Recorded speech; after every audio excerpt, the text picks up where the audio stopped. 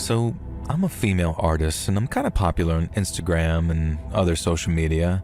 I'm not going to use this story to promote myself or link my work because that feels a bit too self-promo. But there's surely going to be some weirdos who hear my story and contact me being bizarre about it. And since the events of the convention, I've started drawing slightly more risque pictures too, and I don't want to use this particular story to promote something sexy. I think you'll understand why when you hear it. So the main reason I've started taking lewder commissions is, frankly, because of the money. I was working as a pinup artist with a strictly no nudity policy. You know, kind of like burlesque shows that hint that they're going to show a little something, but they keep it demure. The problem is, these days people don't want demure. They want Rule 34. I stuck to my guns for years, determined that my character work was going to be underwear maximum. And then a friend offered me about 5 times what I would earn from a regular pinup if I created a topless digital pinup of her to promote her OnlyFans. And then she told me to post it on the various places that I could post these things to get commissions, and my god, the jump between, say, non-nude legally distinct character who looks like Harley Quinn but isn't compared to a cheeky nipple or a bare butt was colossal.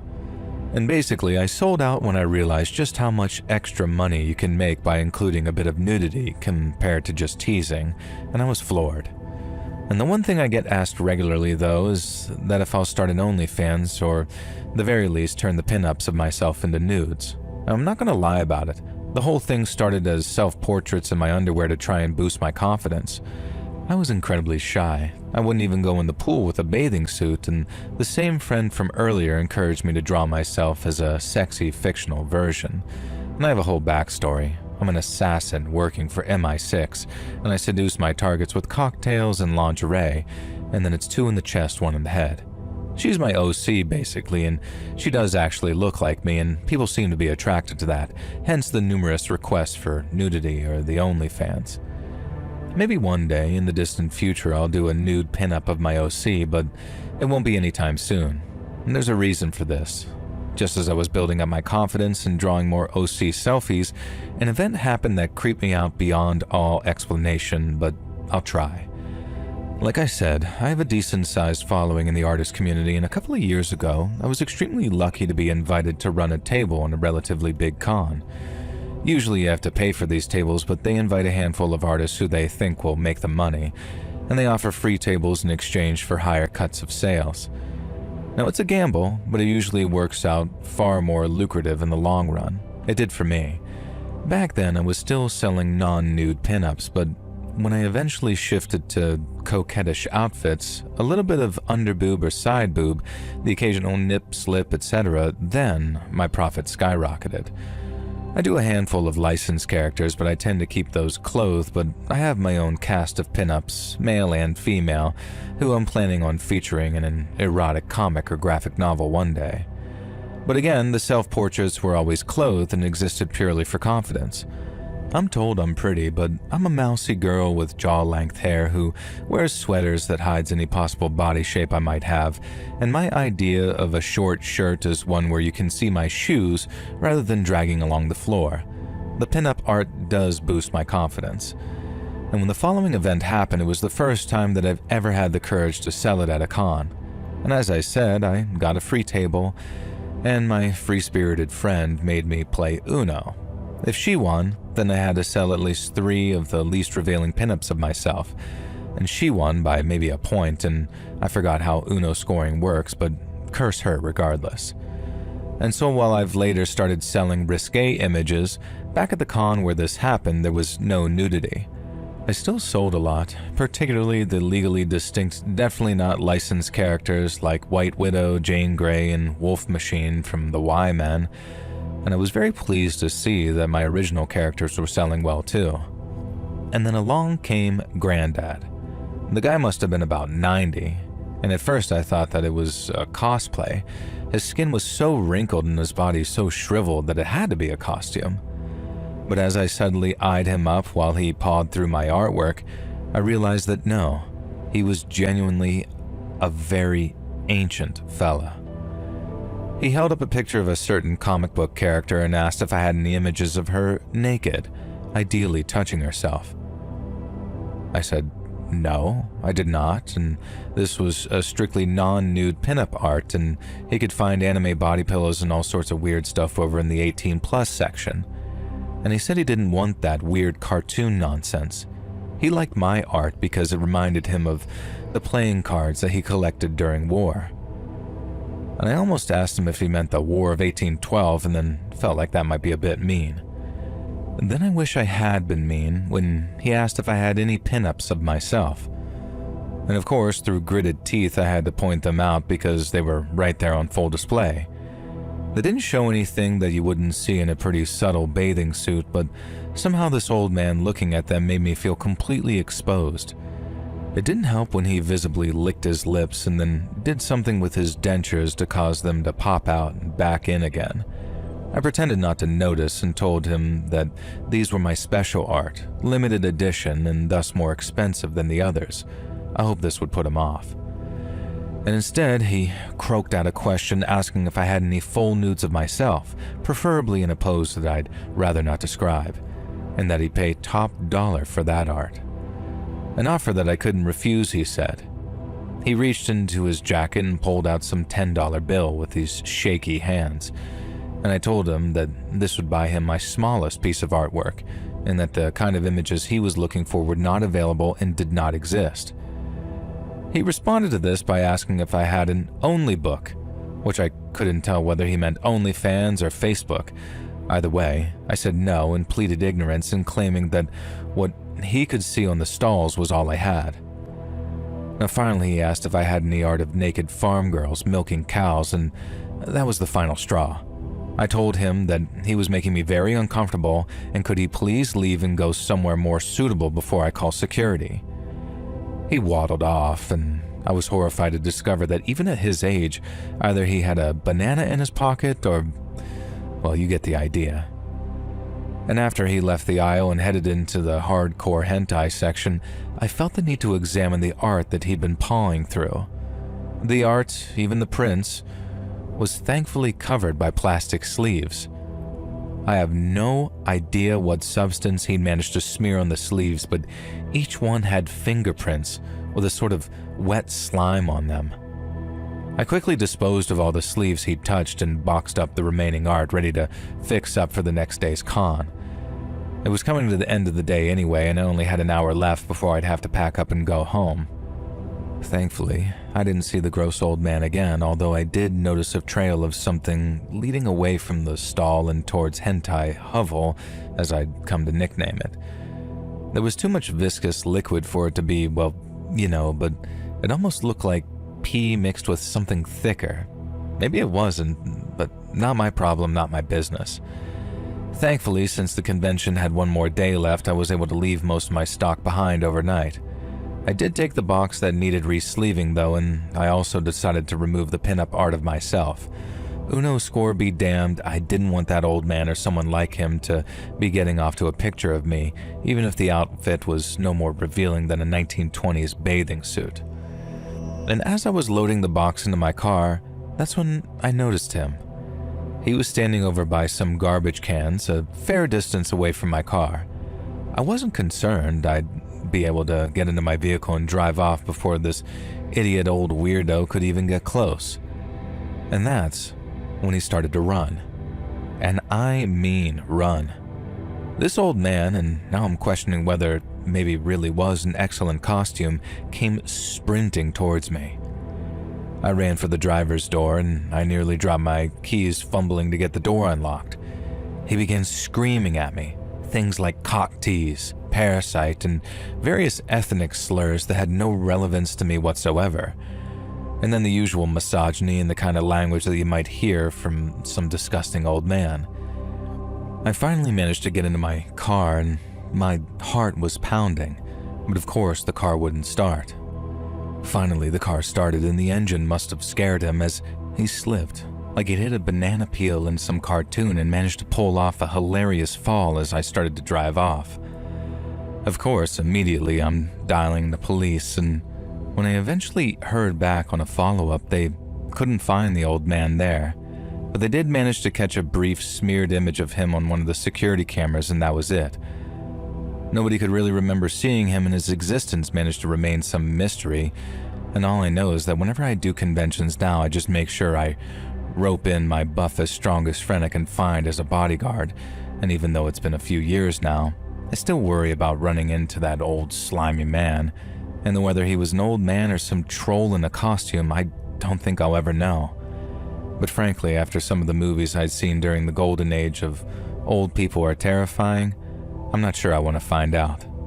Stay safe out there, and if you see anyone trailing slime behind them, then run a mile away and make sure you run in the other direction.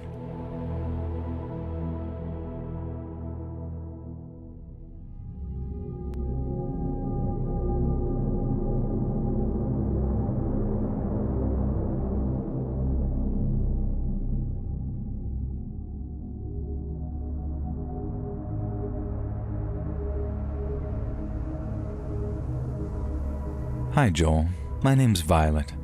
Have you ever had the crap beaten out of you over a video game when you were a grown-ass adult? Well, I have, and I don't recommend it. So I'm a female in my early 30s. I'm a fan of your channel, and when this event was going on that I'm about to talk about, I was just 21. Now, for the previous few years, my city had played host to a minorly well-known gaming expo. It was kind of like E3, but more focused on the public than being a gaming press event.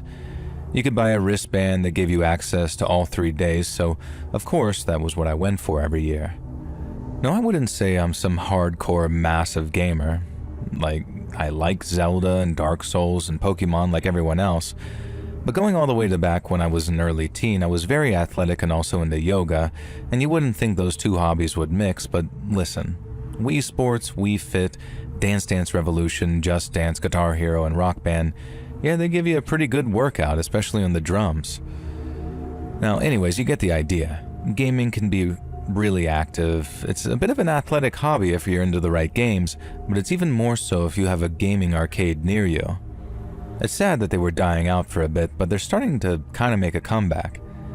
Now, thankfully, my city's always had a pretty thriving one, and there were a bunch of machines that I spent far too many dollars on growing up. Riding a plastic motorcycle as a controller and ducking and diving around in the House of Dead, but mostly, as I mentioned, the various DDR cabinets were my absolute jam. I was the envy of the arcade community because eventually I held the highest score on at least half the songs on the highest difficulty. And not to brag, but my DDR skills could draw in a crowd who'd stand there and actually watch me tap dance between the pink and blue arrows before either giving it a go themselves or heading off to play something else. This meant that the owners of the arcade kind of really liked me and would occasionally let me practice on free play after hours, which is probably how I got so good.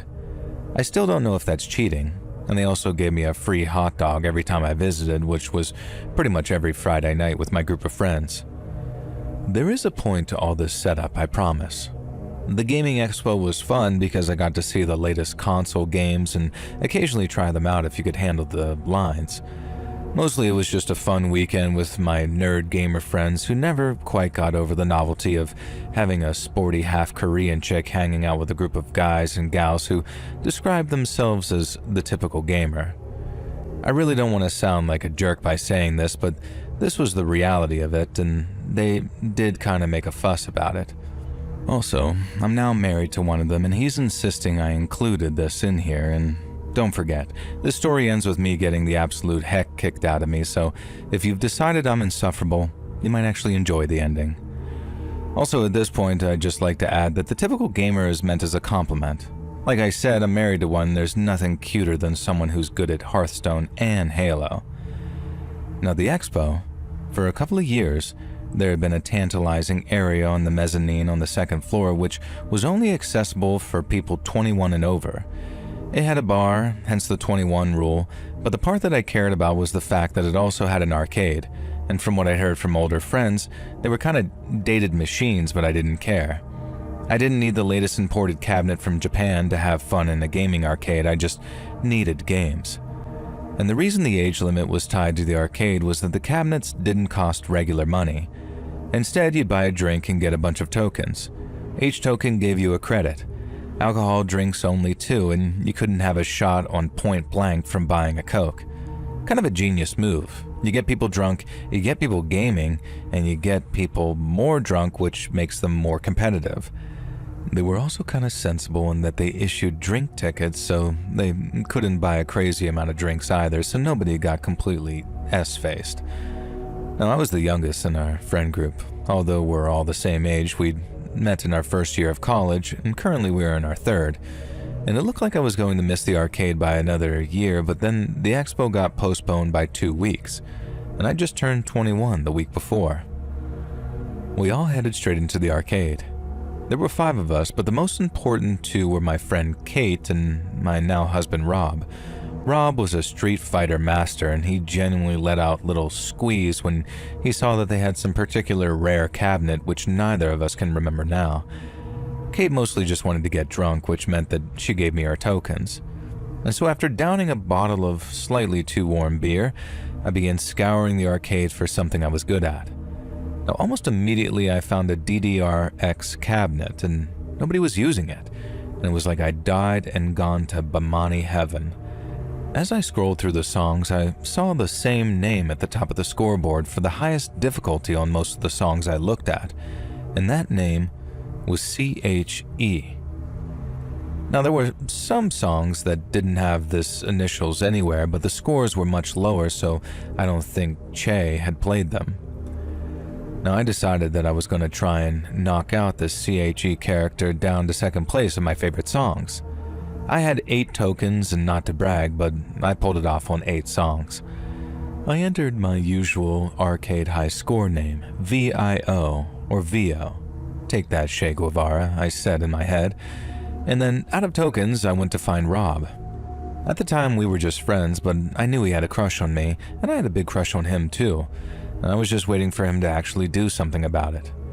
I showed up just as some dude completely kicked his butt at Street Fighter, which was a pretty rare sight. Rob walked away in disgust and asked if he could watch me play something. I told him that there was a DDR machine, but I was out of tokens, and if only someone would buy me a drink so they could give me their tokens.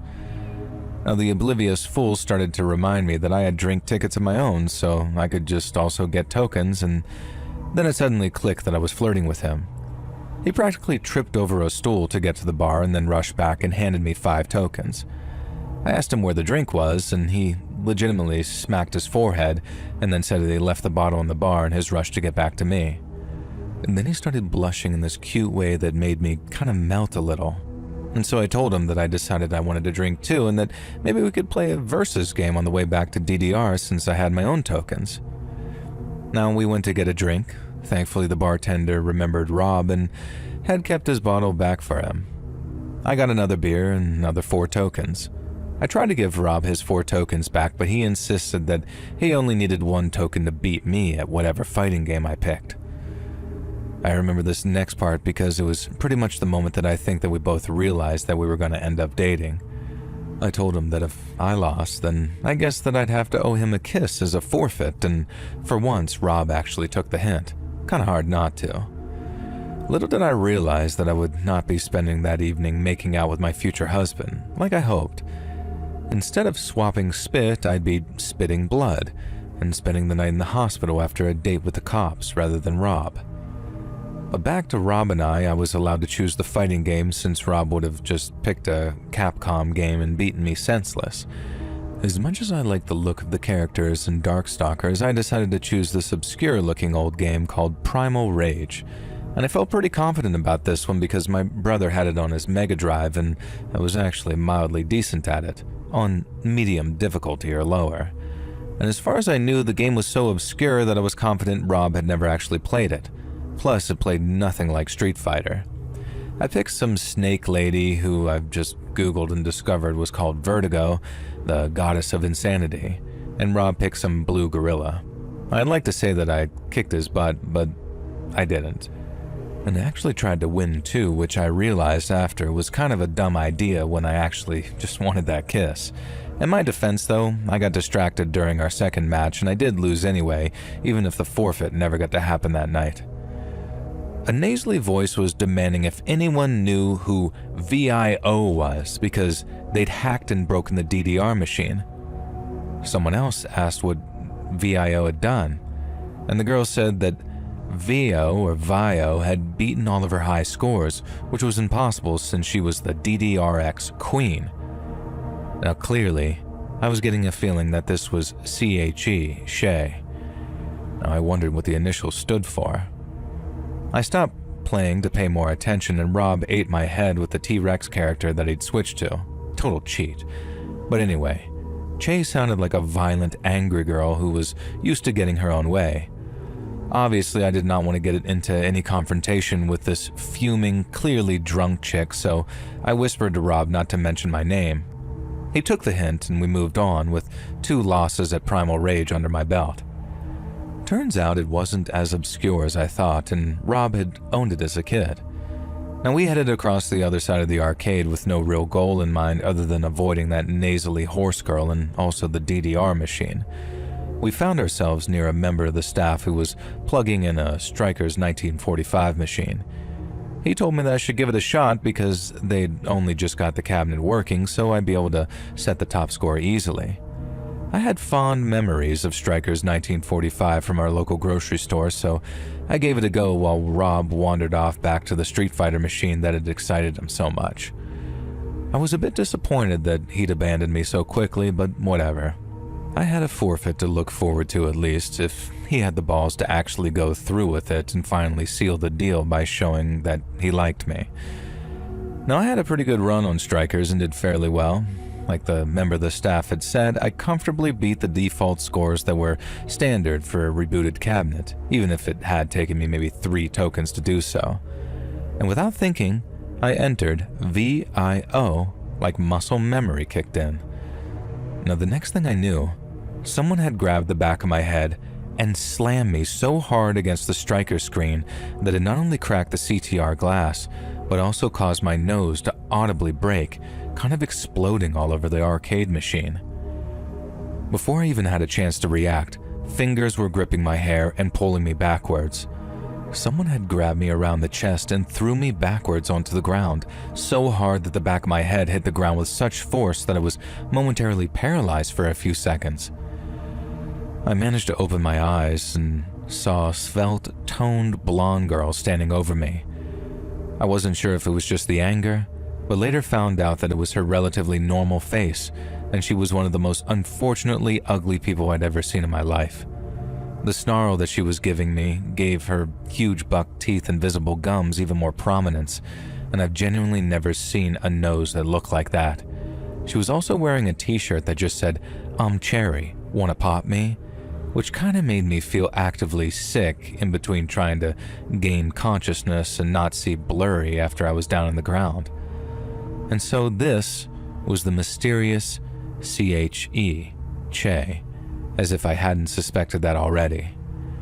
Now, I had no idea what she was going to do next, but she did something that genuinely shocked me that a woman would do to another woman. I was kind of laying spread eagle on the floor, and she kicked me between the legs, square in the crotch, as hard as I think she could possibly manage. I'd never felt such pain, and I've been hit there by a tennis ball before, and it kind of hurt a little, but I figured it wasn't close to what the boys feel when they take a nut shot. But I was very wrong.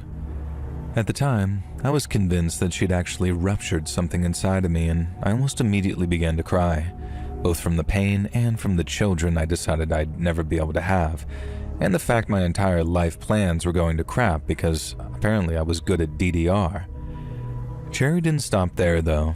She leaped down on me in a sort of elbow drop straight to my left breast, which also hurt way more than you'd expect. And it was like she somehow knew exactly the perfect ways to hurt another girl, and was intent on doing exactly that. She punched me around that area a few times, and I remember thinking, where the hell is everybody? Why is nobody helping? I later found out that her bunch of friends had sort of blocked off that area so nobody could see what was going on. My nose was already broken, and so blood was clearly pouring down my chin, but Cherry now was starting to punch me in the face, smacking me in the mouth so bad that I could feel my lips swelling to the size of bananas. At least that's how they felt, and almost multiple blows to the eyes. I genuinely thought I was about to die. I tried to scream for help, but my mouth was filled with blood. I could barely see out of my right eye, and my left eye felt like it didn't even exist anymore. It just felt like a ball of fire in my eye socket. This was it. This was how I'd die. And then my savior arrived. Remember my friend Kate who gave me her tokens because she just wanted to get drunk? Well, drunk she was, but not drunk enough that she failed to see the commotion going on. I learned the details later, but Kate came crashing through the crowd, grabbed this cherry, slammed her against the side of some arcade machine, kicked her in the stomach, and then began screaming for security to get here because they were letting an actual murder go down on their watch. And then she pinned this cherry to the ground, knocking her head against the corner of a cabinet whenever she tried to struggle, until about 5 event security officers eventually showed up. At first, they thought Kate was the assailant, until they saw me lying on the floor, beaten to a pulp, and Cherry with blood all over her and knuckles that clearly showed that she'd been punching someone. I kinda passed out at that point, and woke up on an uncomfortably thin mattress with soft sheets and the sound of beeping and footsteps. I still couldn't see out of my left eye at all and realized that it was covered in gauze. I could just about make out some blurry details from my right eye and figured out that I was in a hospital room, with Rob sitting on a chair next to me just staring into space. I remember croaking out, "Don't look at me," and then absolutely wished that I hadn't when the stitches in my lip immediately came undone and started bleeding again. Rod told me that I needed to keep my mouth shut, literally, and then went to get a nurse to fill me in on what happened. So Cherry had broken about half my ribs, caused a small fracture in my pelvis, and caused considerable damage to my face. Thankfully, I hadn't lost any teeth though, and I was told that I had to stay in the hospital for at least 1 night, maybe 2, because they needed to do an ultrasound to check for any abdominal damage. They also told me that I had a broken left eye socket and there was a good chance that I never regained full eyesight in the one eye. Thankfully, it was only bad enough that I got away with wearing glasses, and 12 years later, there's talk of corrective laser surgery that might be able to fix my vision permanently. The better news was that Cherry hadn't managed to damage my womb or ovaries or any reproductive stuff, although I was advised that I should give it a few months before I engaged in any of that stuff. So much for getting things moving with Rob, I guess. I spoke to the cops, and there were dozens of witnesses and multiple angles of security footage that backed up my story. Cherry came from some wealthy family, but even her expensive lawyers weren't getting her out of this one. Not that her parents wanted to, but both were devout Christians, and they actually hugged me during the trial and apologized for raising a daughter who'd strayed so far from the light. And given the way that Cherry spoke to her parents, I don't blame them for filling the side with her. In their eyes, a just and fair punishment was exactly what she deserved, especially for getting blackout drunk at some arcade thing. And the judge threw the book at her, and she was actually given a sentence so harsh that I even feel bad for her. I asked her parents to appeal, and they said that I'd write to the judge suggesting that a sentence that harsh would only ruin her life, so she ended up serving about half of what she'd originally was sentenced to. 6 years out and 4 with good behavior, and I genuinely don't know what happened to her, and I don't really want to know, but Rob has spied on her social media a couple of times and reassured me that I did the right thing on all accounts. And for anyone wondering, no charges were brought against Kate, and thank God for that.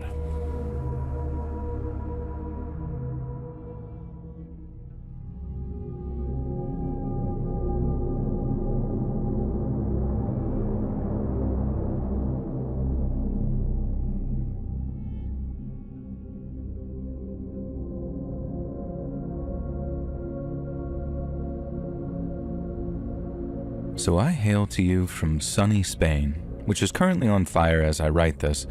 Now thankfully I'm safe, but the stress weighs heavy on my mind, especially for my old great uncle, who absolutely will not move out of his farm despite the fires only being 1.5 kilometers away from him. And so I figured, what better way to take my mind off the stress of anxiety than write you an email about the time I had a ridiculous altercation at a card game tournament. Now, I don't mean gangsters playing blackjack or high-stake Texas Hold'em or anything like that. Nothing that grand. I'm talking about a Magic the Gathering tournament I entered when I was 19. I'm 28 now, and yes, I still play. Not a fan of the whole multiverse thing, though.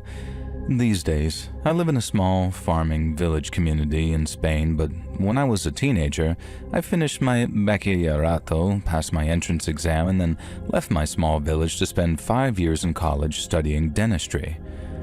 My village was pretty low on prospective dentists, and with one elderly dentist retiring as soon as he found a replacement, I promised him that I'd return to take over the reins. That didn't mean that I'd spend my college years looking down in the mouth, though. Ho ho ho. And I had plenty of fun. Nerdy fun, sure, but fun nonetheless. And we had regular board game nights when I was in the dormitory, and then when I moved into an apartment with a few friends, we had irregular board game nights. One thing we all stuck with ever since we were children from very different backgrounds, though, was card games. All of us who banded together loved them. There were 5 of us. There were 3 boys and 2 girls, and we all had different games. Mine, as I said, was Magic the Gathering, and as luck would have it, there was a card shop in Madrid just a 10-minute walk from our apartment which held regular tournaments. Their usual structure was 2 different card game tourneys at a time to make the use of the fairly sizable space. This particular evening, I was entering a Magic the Gathering tournament with a deck that I was certain was unbeatable. On the other side of the room, a classic Pokemon tournament was going down. Gen 1 cards only, I guess, real OG stuff, so many of the players were these older men. And it kind of warmed my heart, though, to see a father and daughter duo. I assumed the dad was playing and his tween daughter was along for the ride, but she was actually the player, and dad was just sort of chaperoning her. The Magic tournament started first, so I was focused on that. I absolutely destroyed my first opponent, this dude in his 30s who took the loss in good spirits, complimenting me on a really unique, surprising deck. Now, my second opponent was a girl who I kinda had a crush on. She worked at the card and games shop, and she was a few years older than me, so I knew I had no chance. But she had long, dark hair, and she rocked the store uniform like it was something off the catwalk, and she had the most delightful accent. She was Portuguese, but she spoke Spanish fluently, and that little lilt was something to die for, I'll be honest. I knew that fighting her as my second opponent was going to throw me off my game. I think she knew it too, and was very chatty, asking about my life and my studies. She told me about some of the newer sets the Wizards of the Coast had coming out, which had me planning future decks just as I'm sure she intended. Now, we played for a while, and we were fairly evenly matched. And then I started drawing ahead, and I actually thought that I had a chance. If I could beat her at Magic, then surely I'd impress her, despite the age difference. Now suddenly, a shadow loomed over our game table. I looked around and saw a guy that I was certain I recognized, and then I placed him. His name was Sunit, and I'd beaten him in a Magic quarterfinal basically a couple of years ago. Now, I noticed he was holding a battered-looking Pokemon binder, so I assumed he was here for that tournament. I started to say hi in a little cheerful voice, assuming that he'd recognized me and had come to say hello. But then he pointed at me, looked at the staff member that I was playing with, now her name was Raquel, for ease's sake, and started telling her in a really loud, high-pitched voice that I was a cheater and a scammer, and she should ban me from the tournament. Raquel responded by saying that I had been playing perfectly honestly so far, and asked what made Sunit think that. She called him by name, so he was clearly known to the area and the staff, and he tells her that I'm just a cheat, and that I beat him when his deck was clearly better based on his research that he'd done on the internet. He claimed that I'd cheated him out of the grand prize and ruined Magic the Gathering for him ever since. If I recalled correctly, the grand prize was a €50 gift card for the store. A nice prize to be sure, but nothing worth abandoning the game forever. Now, Raquel told him to calm down, but he kept calling me a cheater. Others who'd heard him, many who knew me from regular tourneys, started telling him to shut up and calm down. Now, another store worker who was observing the tournaments came over and reminded Sunit that he'd lost his qualifying match today too, and that he'd called his opponent a cheater and a scammer then as well. Now, the staff member and Sunit both glanced towards the tween girl who was happily playing against another opponent, and I amusingly realized that he'd lost to that girl and then thrown a tantrum over it. Now suddenly, people began booing him and chanting, "Take that, Zubat!" which seemed to have some kind of significance to Sunit.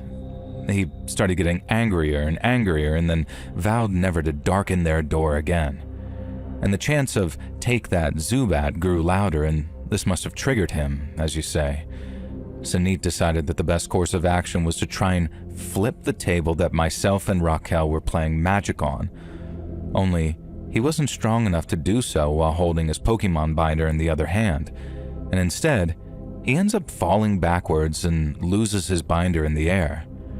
Now, for some inexplicable reason, Sunit had not placed any of his cards into sleeves in the binder, none of them, and the binder flew open, and tons of Gen 1 Pokemon cards seemed to explode everywhere. Even at a quick glance, I could see that he had not taken care of his cards. They looked crumpled or smeared or torn. One of them looked like it had dried slime on it, the kind that you used to get with the He-Man figures. And I even noticed a couple of cards that would have been valuable, but they looked like they had been almost folded in half or maybe even water damaged. Sunit began frantically trying to gather up his Pokemon cards, knocking into tables and completely disrupting everybody's rounds. Clearly, the store manager had seen the commotion. He usually watched the tournaments from the security cameras in the back, but now he came storming out.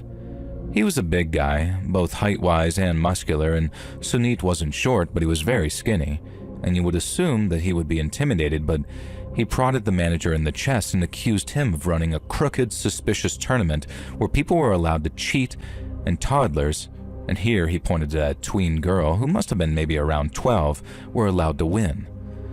The manager told him that if he touched him again, he'd break his finger, and then he said that if he didn't leave, he'd be calling the police. Sunit started shrieking about his Pokemon cards, and the manager said that the staff would gather them up and call him in a couple of days when he'd calmed down so he could come collect them. Sunit said that that wasn't acceptable, because people like me, pointing at me, would steal his Pikachu. Now, I wouldn't have even wanted to touch his stupid cards, let alone steal them. And Sunit turned as if to leave and then spun around and smacked the manager in the side of the head with his now empty Pokemon binder. And the manager barely flinched. Then he jumped on Sunit, pinned him to the ground, while Raquel called the police. Finally, Sunit was carted off and a number of the games had to be restarted, ours included. Raquel ended up making mincemeat of me. I think that's a phrase they use in English, right? But I didn't mind though. It had probably been the most eventful tournaments that I'd attended, if perhaps not fun. And that girl, the little one, did end up to go win the Pokemon tournament though. I was watching and her final opponent did not go easy on her, I think, and she was just very, very good. Finally, most people left and I was one of the few customers who remained behind to help gather up Sunit's cards. Now, I'd like to say it was out of kindness, but mostly it was so I could spend more time with Raquel. While I was searching, I did find a pristine Charizard card which I was pretty sure was pretty valuable. I showed it to Raquel, who showed it to the manager, and it was one of the more valuable cards. They joked that I should just keep it for enduring Sunit's abuse, but in the end we gathered up as many cards as we could find, including that Charizard, and just stored them behind the counter. The manager decided not to press charges. Now, I happened to be in the store when Sunit came to gather his cards because Raquel, who'd given me her number, tipped me off that he'd be there. And instead of being grateful that the store had dropped the charges, he started accusing them of a missing card. And when the manager asked which card it was, he tells them it was some Caterpie, which I don't even know what he was thinking there. And we all just kind of laugh, thinking he's joking, and then the rage passes over his face again. The manager produces a Caterpie card that is seemingly torn in half and asks if this is what he meant, and Sunit gleefully says yes. Apparently the tear was already there. With his terrible deck in his hand, Sunit just storms out of the store. Raquel and I both go watch him leave and notice that he's eyeing up two teenage girls. He's so focused on them that he trips over his bench and accidentally flings his Pokemon deck over the balcony of that mall, and watches in horror as his beloved collection flutters down 3 stories, showering the shoppers with Pokemon cards. And for a moment, I was worried that Sunit would follow his Pokemon cards over the balcony, but instead he just let out some scream and then ran down the stairs. We watched as he tried to gather as many cards as he could, but I'm pretty sure he ended up with around a third of his deck, Whether he found that expensive Charizard, I have no idea. I did see him find his Caterpie though and joyfully kiss it. Clearly there was something wrong with this kid. But all in all, there was a happy ending, I suppose. These days I still play Magic, but I recently decided to try out the One Piece trading card game as well. And then Logan Paul happened and I've decided to just stick with Magic with my friends in the village. I also play Marvel's Snap Online, even if it makes me rage, almost as bad as Sunit and his Caterpie.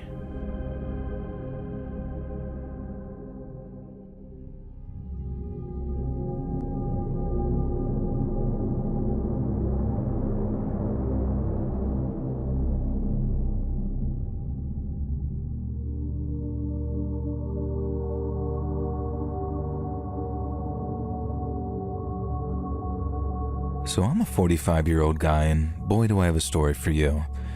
Now I hope you're ready for a story about some of the weirdest people and events that I think I've heard on your channel. It may not seem scary at first, but the more I thought about it, the more I actually got really creeped out.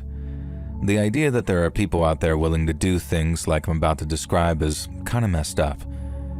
So my town never has any kind of interesting cons or expos or even pop-up stores. We had a comic store, but I think they stock about 4 comics, 2 Gundams, and 98,000 Funko Pops. Needless to say, I don't collect Funko Pops, and no shames to those of you who do, as long as you know you're going to hell. I'm just kidding. Or am I? I don't know. Anyway, imagine my surprise when I saw flyers posted around town for an indie comic and artist con. Now, it was being held in a warehouse that had just been purchased by some company, so I figured that maybe this was the start of some excellent, exciting events. Comic-Cons, computer fairs, classic toy swap meets. Imagine I was able to finally buy the 1980s Snake Mountain that my parents could never afford. I did have Castle Grayskull though, and I know that they went without that Christmas to afford it for me, so Mom, Dad, if you're secret Let's Read listeners, I deeply appreciate you. But I do still desperately want Snake Mountain. Anyway, the possibilities were endless, or I guess we could be looking at DashCon 2.0, and if you're too young to know about DashCon, then look it up. Unless you're under 18, then absolutely don't. All I'll say is that someone peed in the ball pit, and that was one of the least worst moments. I say that as if I was there because I was, working security, thankfully. Anyway, the day of the con came and I excitedly joined the queue of 5 other people waiting to enter. Now I'm one of those old head nerds who had absolutely no shame in being an old head nerd. Despite that, I was clearly 20 years older than just about everyone else in the line and felt a little bit like Jeff Eppy, if you know what I'm saying. And this was 8 years after he died, and it still applies, but I was basically a walking corpse compared to these young bucks. Now, I don't like being mean about people, but the line to get in, as it grew, started giving me the impression that it was kind of a specific type of convention.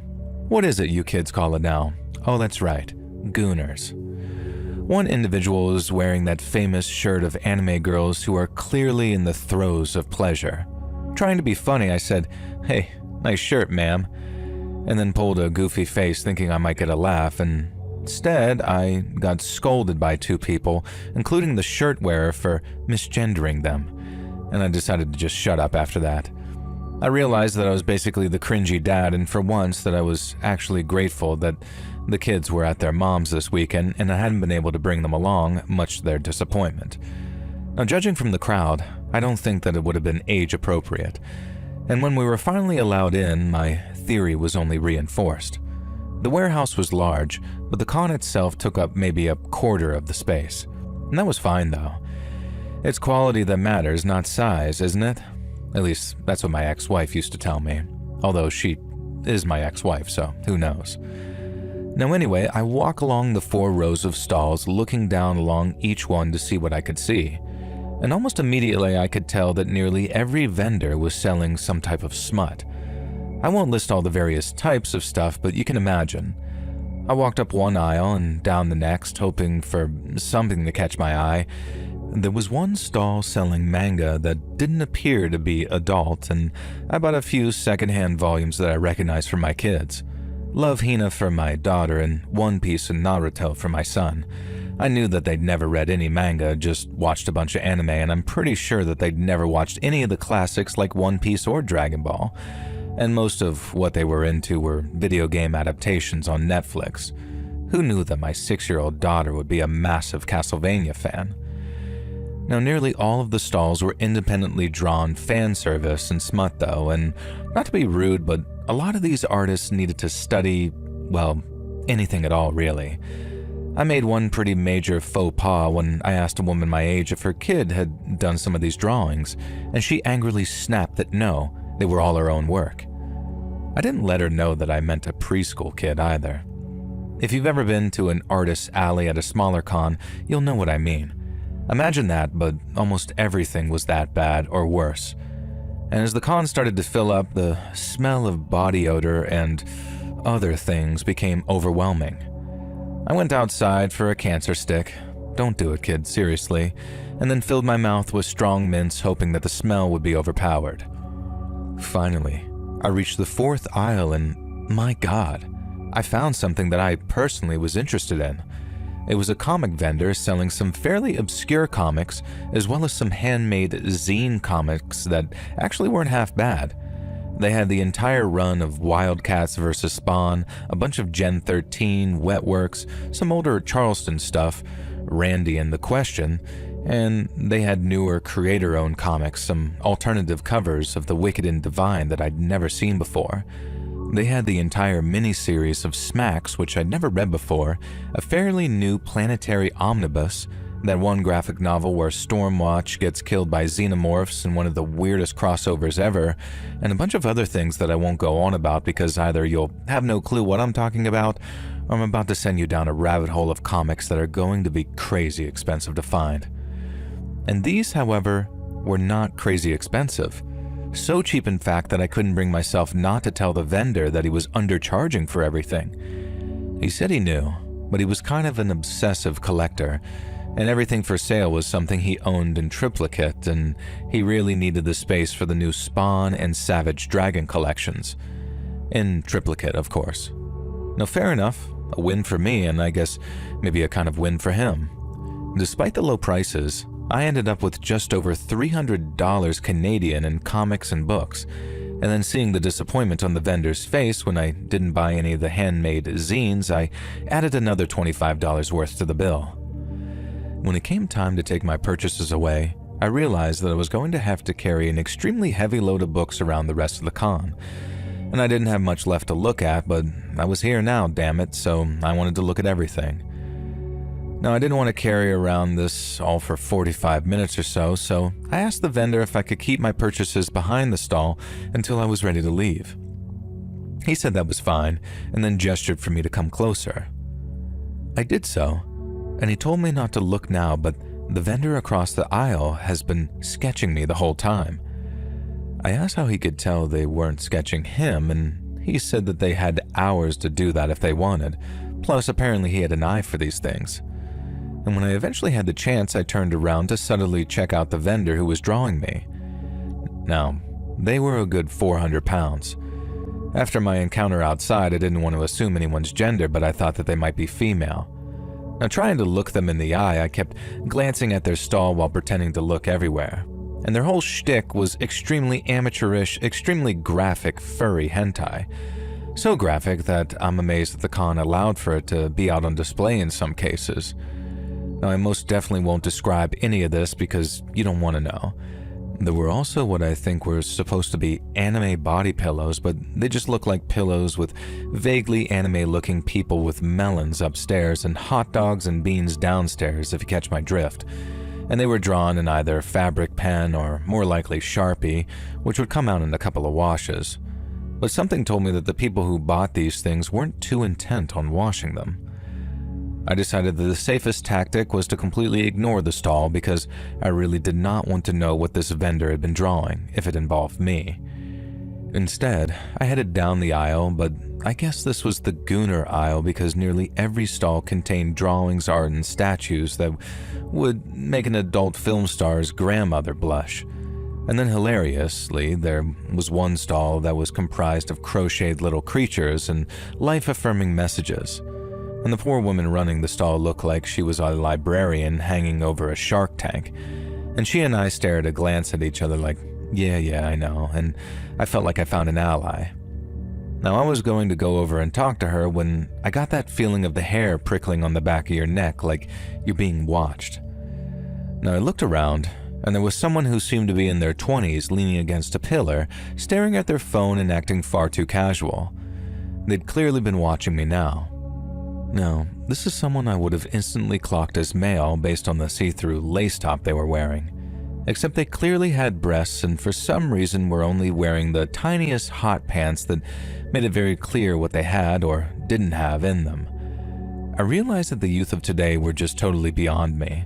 I also realized that if this was the kind of con where people could just show female-presenting breasts, and by now some folks had brought kids in so it wasn't an 18-plus con, then I decided it was time for me to roll on out of there like a cheese wheel being chased by a gang of British yokels. And just as I'm turning to head back to the comic stall, this thin person just openly takes a photo of me. The flash was on and everything, making it extremely clear that they're in cahoots with the large Marge at the body pillow stand. I decided that they were Wario and Waluigi if Waluigi was kinda hot, and suddenly started laughing.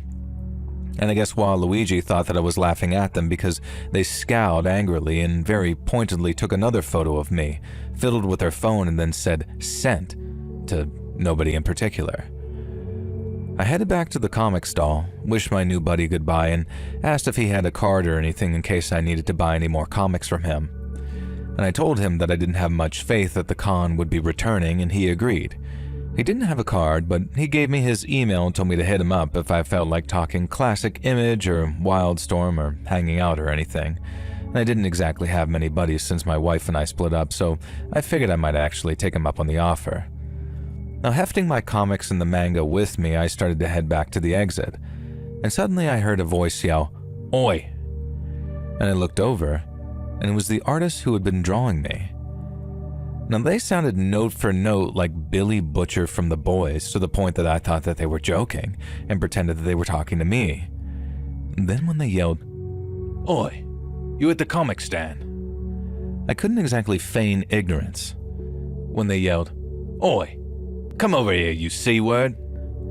And they literally said the C-word, not the C-word, and then I kinda had to obey. "What's your name, you C-word?" the vendor asked, and I said I was called Huey. I said this as a joke, thinking that I was playing along with his character. And they didn't seem to get the joke at all, which is when I realized that this was just their voice and they weren't doing a Carl Urban impression at all. Next, the vendor pointed to a tiny badge on their chest, so I had to lean in to see it just as they raised their arms to stretch. And this caused me to whiff their BO, which I swear smelled like feces was coming out of their pores. I'm not trying to be mean here. If anything, I'm toning it down. I was genuinely starting to get creeped out being around these people who were behaving like this with kids present. I'd seen maybe one security guard the entire time, and that was when I'd gone outside to engage in my bad habit. And then there was the person with the see-through top and skimpy underwear who had no qualms in showing off their body parts to all and beyond. And I'm all for the free the nipple if it's freed in appropriate places. No, anyway, the vendor's badge said Angel. She, her, they, them, fey, fat. And holy God, was I too scared to ask if the last word was a typo. Now anyway, what the vendor showed me was maybe the most conflictingly terrifying thing I'd seen in my life. The art was good, great even, and surprisingly so, to the point that I don't think that the art for sale had been drawn by the same person. It depicted a centaur rearing up on its hind legs with an absolute giant set of male genitals on display. The centaur was being ridden by an equally naked anime girl elf who was doing that one face that I mentioned earlier. But then the centaur's face was half human, half horse, and looked very vaguely familiar. I asked who the centaur was, if it was from an anime that I'd seen, and the vendor went absolutely nuts, leaping out of the seat, which I then realized was a wheelchair, and knocking around and over their con table and its contents everywhere. They start screaming at me in that Billy Butcher voice that I was an effing R-word, Again, exactly how they worded it, and couldn't I recognize my own face when I saw it? Wasn't it obvious that the centaur was me and I was being ridden by her? Was I really that ignorant to dismiss a prolific artist who had over 30,000 followers on Blue Sky? I tried to apologize while backing away, saying that it's scientifically really hard to recognize your own face, especially if it's been made into a partial horse. But I guess she was having none of it. She started screaming that I was kink-shaming, breaking the rules of the convention. And now, 2 security guards came running up who both looked like they could be siblings of that Wario and Waluigi, but like not Mario and Luigi. Clones of Wario and Waluigi if they became Paul Blart Mall Cop, I don't know. It's funny now, but at the time, they had freaking batons out, and while I'm pretty sure that these hired security guards were not allowed to carry or use anything in a threatening manner. And my indie comic friends started trying to defend me, saying that I'd done nothing wrong and that the other vendor had drawn adult images of me without my consent, and I was just simply opting not to engage with it, but this Wario security guard yelled at him that if he didn't shut up, he'd be expelled from the convention as well, and all his stock would be confiscated as agreed upon in the contract that I guess he signed. Now, the comic artist began to say that he hadn't even signed a contract yet, but the Waluigi cop started approaching him swinging his baton around. Because I didn't want my indie comic friend getting into any trouble, I just yelled that it was all me, and that I was leaving. I started running for the door when I felt a thrown baton hit me in the shoulder. Not enough to make me drop my bags or anything, but enough to leave a bruise when I checked later. And the blow caused me to stop in my tracks just long enough for Wario Cop and Waluigi Cop to grab me on either arm and then march me to the entrance and literally throw me into the parking lot. Somehow, during all of this insanity, I managed to hold on to all the comics and manga that I bought, and somehow it still felt like a win. I was just worried about my indie comics friend, but an email to him later that night confirmed that he was able to get all of his things and leave at that point. And only one more messed up incident occurred before I finally got to my car. The original Waluigi, the kinda hot one with a see-through top, came running after me. She told me the others were her siblings and uncles and made her dress and act like this. Now, I thought this was some ruse, but she was folding her arms over her chest to cover up and clearly very insecure. Now, the more I talked to her, the more I realized that she was just some vulnerable adult, so I asked if there was anything I could do to help or anywhere I could take her to be safe. She said there wasn't, that she just had to put up with this family until she saved up enough money to take a long-distance ride out of the city. I told her I'd pay for her ticket if she let me take her to the bus station and see her off, so I knew this wasn't some kind of scam. I told her that she could sit in the back seat so she didn't feel uncomfortable that I'd try anything. And she agreed, and we drove to the bus station and she got a bus to a large city 2 days away where she said that she had friends that she could stay with. I gave her my contacts, and a few days later I heard from her saying that she was doing well and had told her family not to look for her. And so that was my good deed for the day, and while I try to make this story sound kind of funny, it's only because it happened not that long ago and it's still hitting me how incredibly messed up that poor girl's life must have been to need me to save her and to be bullied like that by her sibling.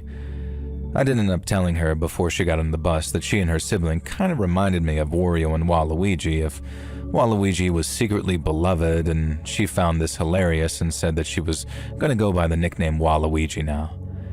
Now, when I got home, I emailed the indie comics guy to check if he was fine, like I mentioned, and I knew that I wouldn't hear from Waluigi while she was on the bus, most likely, and it was a relief when I did hear from her. It had been a few days since then, and I hope she continues to thrive. And that night, I just laid there staring up at the cracks in the ceiling, and as I started to fall asleep, all I could see was the outline of a centaur with a giant phallus and my own face in the patch that I needed to paint over. I think I'm going to do some redecorating this week, as that experience truly was insane.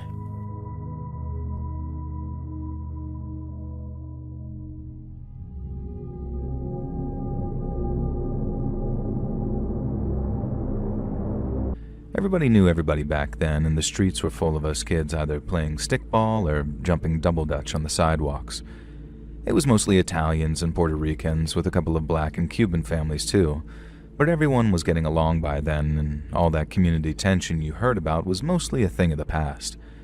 Kids of every color and creed would all hang out at the corner of the bodega, grabbing candy bars or sodas after school, and then I'd run home and be greeted by the smell of my grandma's cooking wafting out from the open kitchen window. Life was good back then. It was simple. But I remember around the time that I was 10 going on 11, things started to change. There was some kind of oil crisis over there in the Middle East, and that messed with a lot of people's money. And then when the Rheingold and F&M brewery shut down in 1976, it was like a meteor hit us. People lost their jobs, stores around the neighborhood started to close, and friends of mine had to move away from the block because their parents couldn't afford the rent anymore. Kids like me still dreamed about making it big, even as the neighborhood was starting to show cracks. But man, by the time I turned 13 in 1977, things were starting to get really rough around Brooklyn and the city as a whole. Crime was creeping in, and I remember waking up to sirens blaring outside on more than one occasion. More and more good people started to leave, not even by choice sometimes either, because some of them were getting blockbusted out of their apartments by shady real estate guys offering easy cash. And then to make things worse, the Son of Sam killings had started up again. And that rotten son of a bitch, who'd already killed a bunch of people, shot 2 kids dead in their car over in Queens. And then he wrote letters to the cops and the newspapers bragging about it. It was terrible, but me and my buddies stuck together and watched each other's backs, and back then, my best friend in the whole world was this Puerto Rican kid named Oscar. And since it was summer break, Oscar and I were hanging out almost all day, every day, and while the summer started off nice and warm, it reached 104 in the shade by July, and it was brutal. The AC in our apartment was just a fan that moved the muggy air around, so you had to go outside and bust open a fire hydrant if you wanted even a chance of keeping cool. People were already tense from the Son of Sam's shootings, and then pile on all that economic pressure, and with the heat making sure that nobody was sleeping good, and the whole freaking city was getting cranky. And then one Wednesday night, July 13th to be exact, I was getting ready to walk home from Oscar's place, where the AC actually worked, when something spooked the hell out of us. Things were different back then, I guess, and my mom didn't mind if I stayed late over at Oscar's place. She worked afternoons and evenings, so she didn't even get home until about 11 and sometimes midnight. And Oscar's dad worked night shifts, so he left the apartment at about 7:30. I used to leave around 9:30 to 10 because Mom always wanted me washed up and in bed by the time she got home. But then just as I picked myself up off the living room floor, the TV suddenly flicked off, along with every single light in the apartment. At first, when the lights went off, Oscar said something along the lines of, "Oh, maybe Mom didn't pay the electric bill."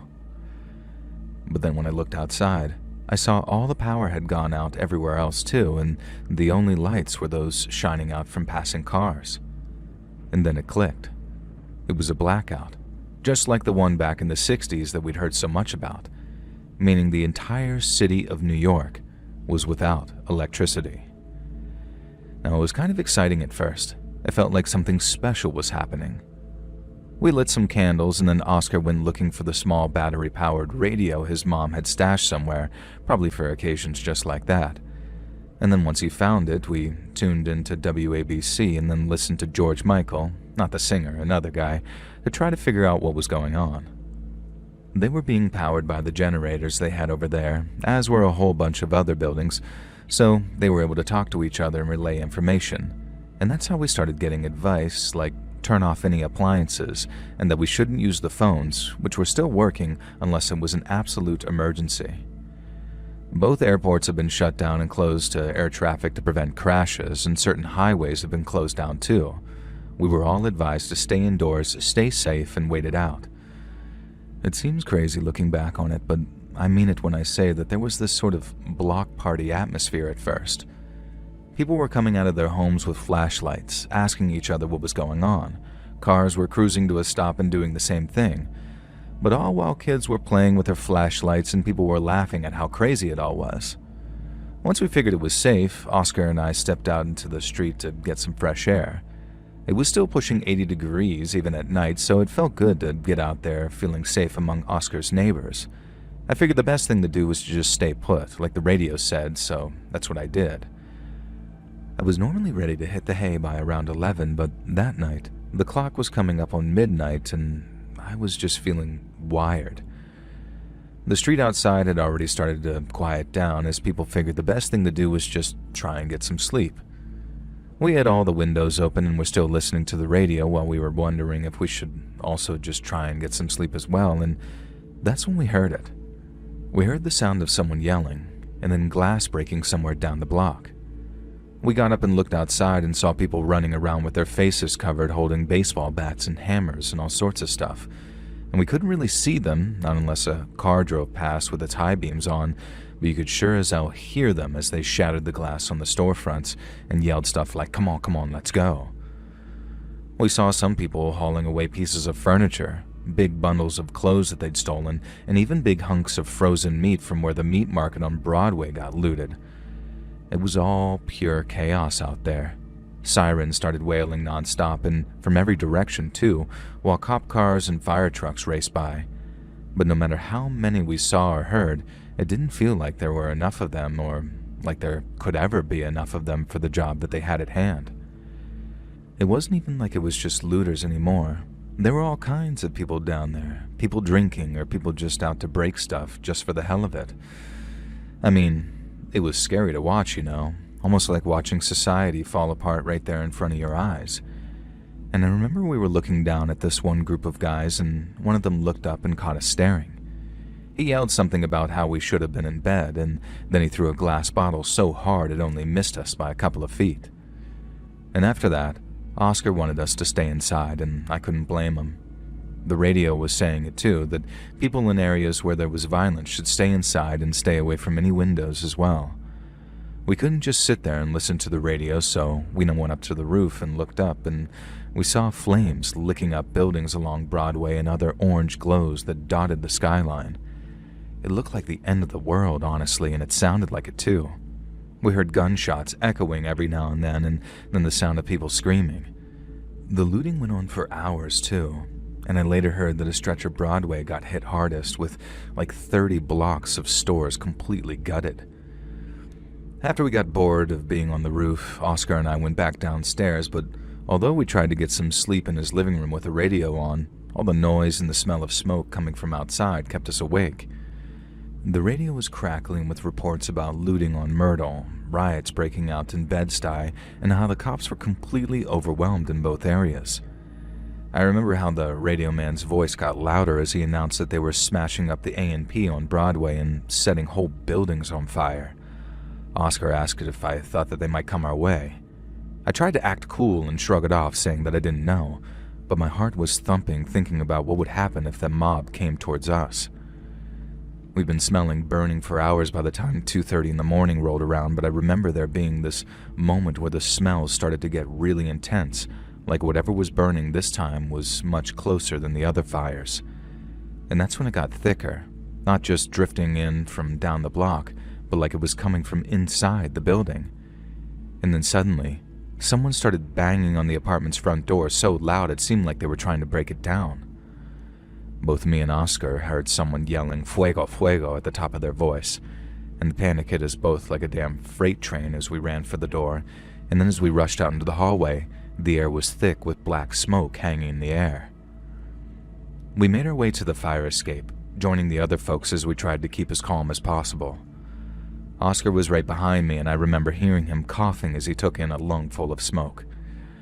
Oscar's neighbors were pouring out of their apartments, and I remember seeing one guy on the first floor hauling his mom, who could barely walk, outside towards the escape. He was yelling for her to hold her breath, and then his yells were joined by babies crying and a bunch of other yelling too. It was complete and utter chaos, easily the scariest memory of my whole childhood. But I remember how brave people were too, and how some people took control of the situation to help save lives. There was a guy Oscar knew, this Mr. Ortiz, who he later said was a cop back in the day.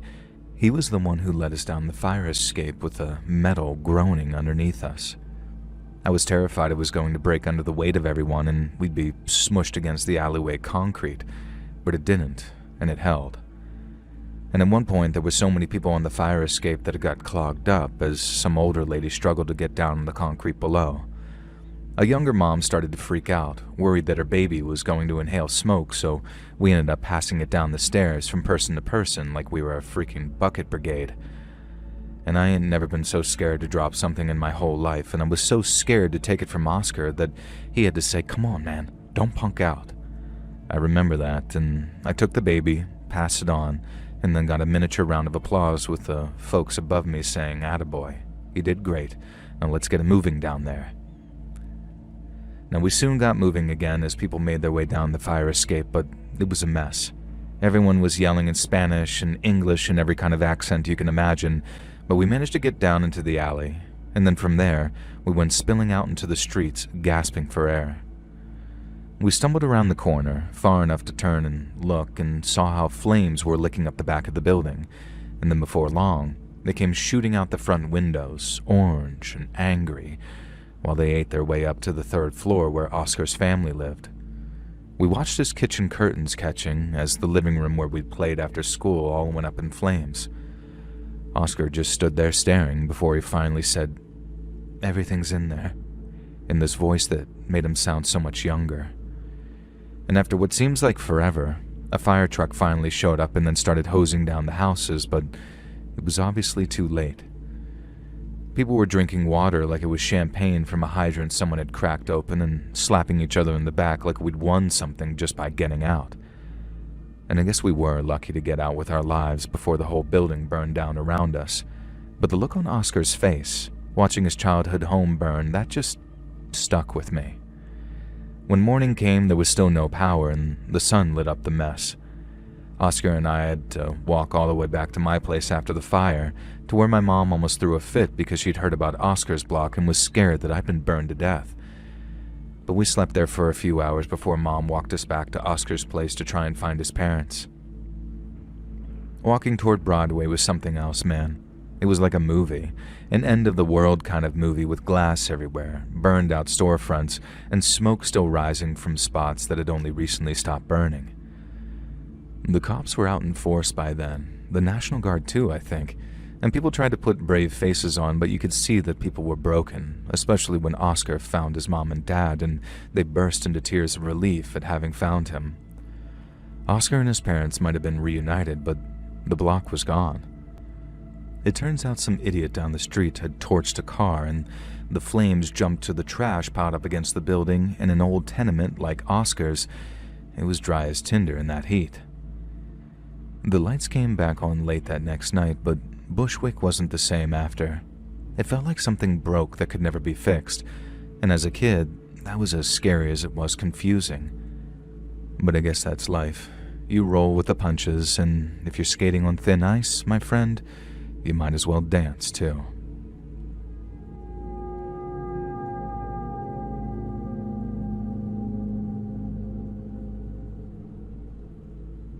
My name is Mariana, and although I live in Argentina these days, I'm from Venezuela, and I grew up there during the 2000s. My family and I lived in a district of Caracas, a place that was very loud and a lot of people very cramped together, but it also had a lot of passion, love of life, and amazing food cooked by our friends and neighbors. My father ran a small pharmacy on the corner of our street, and I didn't really realize it growing up, but that pharmacy was almost like the beating heart of our community. My father knew everyone, and I mean everyone, because everyone came into the pharmacy whenever they got sick and needed medicine. He knew all the young mothers and their babies who stopped by to pick up formula and diapers. He knew all the abuelas, too, the grandmothers and single seniors who came to him for their monthly medication. He cared for them deeply, and they cared for him, too. He gave his best advice and helped keep the community healthy year in and year out. He'd listen to their stories, recommend remedies from everything from a stubborn cough to a broken heart, and sometimes even extend credit to families who couldn't afford to pay right away.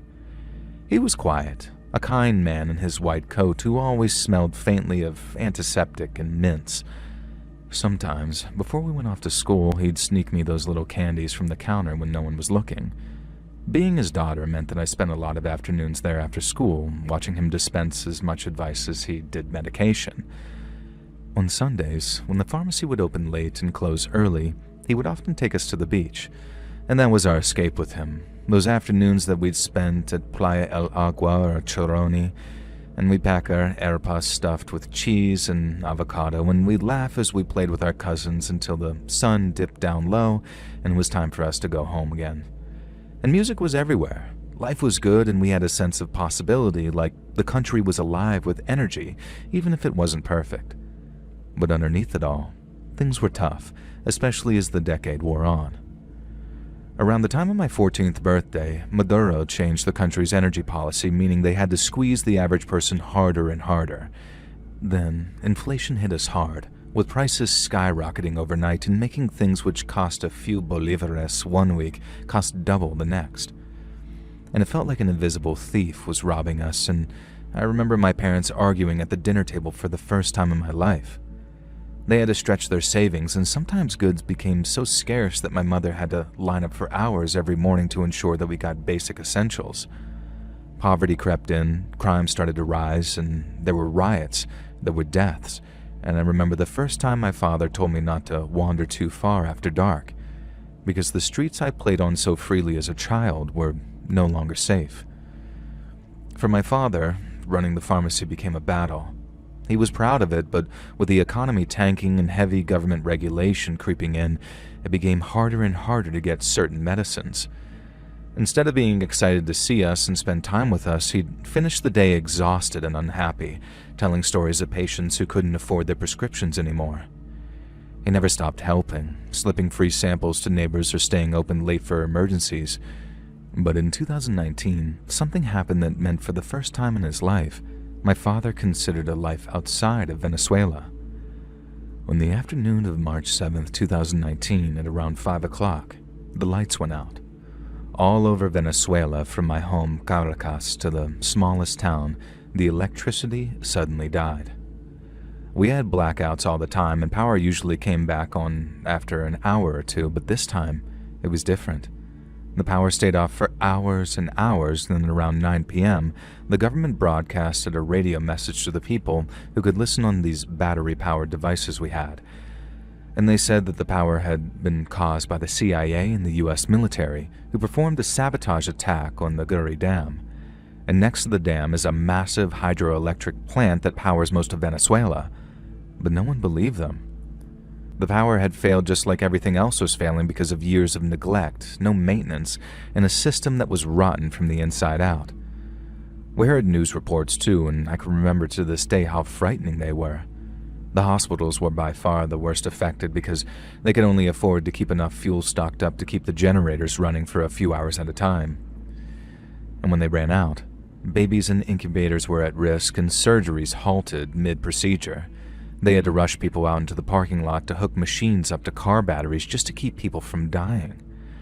And as you can imagine, people were understandably very angry about this and demonstrated the next day for the government to do something. They sent in riot police, but also promised that they would do something. The power would return within 24 hours. But yet again, this was nothing but a lie. Over the next few days, food rotted in fridges and the water pumps stopped, so we had no running water until the power came back on. The metro shut down, but people still had to work as best they could, so in the mornings and afternoons, the streets clogged with people walking miles home. And this dragged on for days, turning into the worst blackout we'd ever seen, with parts of the country in the dark for a full week. But the worst part was the looting. By the third day, people were getting more and more desperate, and in places like Maracaibo, it was like the end of the world. I heard a crowd of almost 1,000 people storm a shopping district, looting supermarkets and bakeries and even hardware stores. They weren't just looking for food either. They had furniture, electricals, anything they could trade for daily essentials from those hoarding supplies. People guarded their homes with whatever they had to keep looters away. Sticks, machetes, hammers, anything. Here in Caracas, it wasn't as bad. But still, on Avenida San Martin, groups broke into shops at night, smashing windows and grabbing what they could before the police showed up with tear gas. We heard gunshots echoing through the streets, and families like mine locked the metal concertina gates on their homes and shop fronts. We prayed it wouldn't spread to our block, and for the most part it didn't. But then on the fourth day, something terrible happened. Our pharmacy was on the ground floor with our apartment right above it, and they were connected by those smooth stone stairs inside. My father had always been prepared to be robbed, being that we sold medicines which actually got a high price in the black market, but never in my life had we ever been robbed or had anything stolen. And so when my father heard that a local gang was planning on targeting his store, it was proof of just how much things had truly changed. But he didn't dwell on that, not for long anyway. He just simply began his preparations. We knew we couldn't rely on the police, who were too focused on protecting the wealthier and more industrial areas of Caracas, along with government facilities which held food and clean drinking water. But the gangs knew that too. And so when my father heard that he was their latest target, he took the rumor very seriously. And he thought that they might hit us on the third night once things had started to become really bad for people, but they didn't. And yet on the fourth night at around midnight, we were all woken up to the sound of banging against the metal shutters downstairs as 5 or 6 men worked silently to gain entry into our home. My father said they must have been rough, desperate types, probably from the barrios who were robbing to make money and not to survive, but he didn't panic. He rigged up defenses days before, so instead of losing his head, he simply put his shoes on and went to work. He grabbed this big slab of steel that he'd salvaged from an old construction site, one that he'd welded straps to create a sort of makeshift shield. He said it was heavy as hell, but he trusted it to block bullets if need be. Now he carried it to the landing on the stairs because from there he could see all the way through the pharmacy and to the shutter which kept the robbers out. It was kind of like a cage, in that there were large diamond-shaped gaps through which he could see the robbers. And so after planting his metal shield down and crouching behind it, he gave the robbers their one warning that they should leave.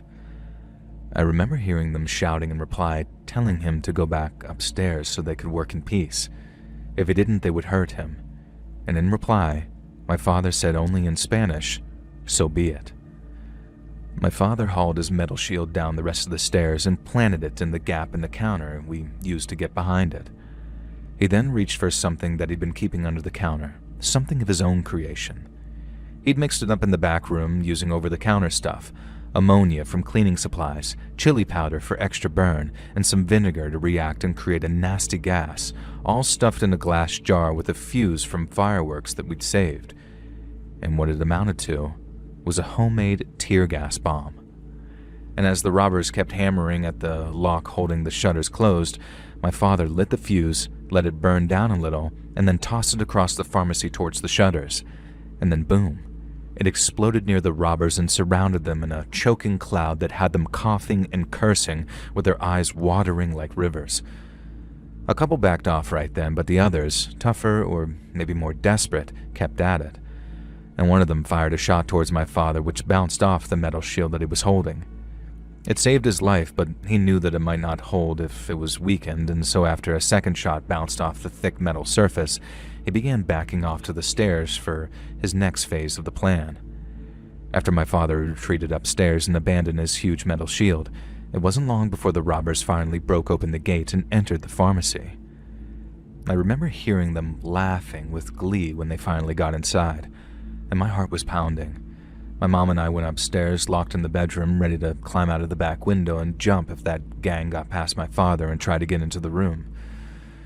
We could hear as the gang started ransacking the shelves below, grabbing painkillers, antibiotics, whatever they could stuff into bags, but when they were done, they still weren't satisfied. They spotted the stairs and started climbing, probably figuring that we had money or food up there, and since it was dark, they couldn't see what my father had done to the stairs. As they advanced upward, one of the robbers slipped and fell and then screamed. It was like a triple scream almost, one at the pain of the impact, and one when he realized why it had hurt so badly, and a third when he slipped and injured himself again. My father said another man tried to push past the fallen man and he too slipped and fell before screaming in agony. You see, the smooth stone stairs were covered in cooking oil. But not just oil, because after dropping his shield, my father covered them both in oil and broken glass. As the group of robbers tried to retreat back down the stairs, the 2 men at the lead came down again as they tried to get up, and as their feet slid out from under them, they tumbled back into the others. They all went down in a pile, slipping and crashing and slicing themselves in the broken glass, so they had deep cuts on their hands and arms and legs with blood everywhere. And their screams echoed up the stairs, and since I didn't know what was going on, I was terrified. My mom, on the other hand, knew exactly what was happening, which is why she was reassuring me that everything was fine. Dad said that he looked down the stairs and he saw one guy's face gashed open and another limping with the shards in his foot. And I imagined him standing there like some warrior, shouting for them to get out or he'd do worse. But in reality, he didn't say a thing. He didn't feel triumphant because we knew how close that we'd come to potentially being murdered by these people. But we were alive, and all the robbers had done was leave empty shelves and these trails of blood. And the aftermath was a mess that I don't think I'll ever forget. The pharmacy was almost completely trashed. The shelves were empty, there was broken glass all over and bloodstains on the floor that took days to scrub away. We lost a lot of stock and were completely cleared out of any foreign medicines, which cost a lot of money to import, but that was only the half of it. My father feared the robbers would return to carry out some revenge for resisting their robbery. He said he slept with one eye open for the next few days, and even when the power came back on, he knew that we were no longer safe here in Caracas. Now, neighbors came by the next day, helping board up the door and sharing what little food they had left before it spoiled. And the whole community knew of what had happened, so everyone was very much on edge.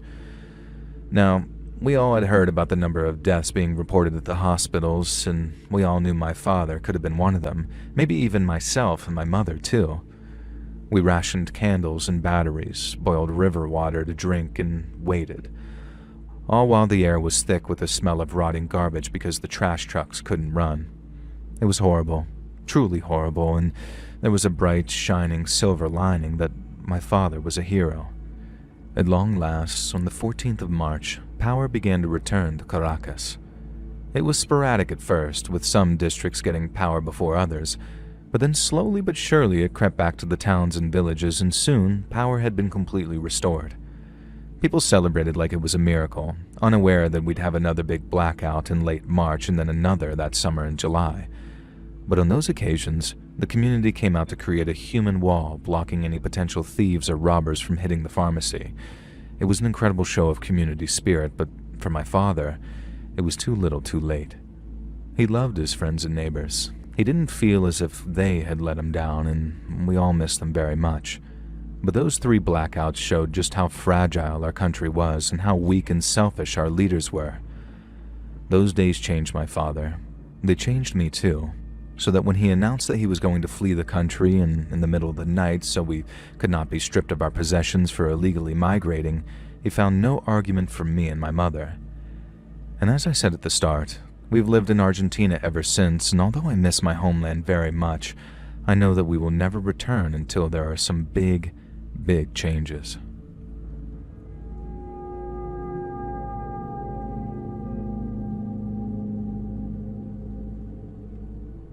Growing up in Rio made for a wild upbringing. I was born and raised in Babylonia, which overlooks a neighborhood called Leme. Leme is a very wealthy place, but Babylonia is a favela, which roughly translates into English as slum or ghetto. While the rich lived down there in their mansions and luxury apartments, they looked up to see us living in stacked hillsides that looked like colorful puzzle pieces. But they did not look up to us, as you say in English, and we could not look down on them, even though that's all we do from our high perch above them. We are poor people, but we are rich in spirit. Football was a big part of our lives too, and while I'm sure to many of you this is an apt cliché for us, football was, and is, life. Whether it be the organized futsal, which took place on colorful concrete pitches, or the volley games the kids would play under flickering streetlights while they laughed and chased each other, football was everywhere. And since it makes us happy, and happiness was everywhere too. Babylonia felt alive, full of so much joy that could light up the whole city. But let me tell you, and this is the same for all favelas and poor places across the world, things could turn dark very, very fast. The favela is a place with 2 governments. In the daytime, politicians and the police are in charge, and people go about their business as normal. But after the sun goes down, the police rarely visit, and the politicians are all safely back in their expensive homes. and it's then that the gangs take charge. On a bad night, you'd hear gunfire popping off like fireworks, but it could happen in the daytime too if the police decided to raid a gang hideout or carry out some other kind of operation.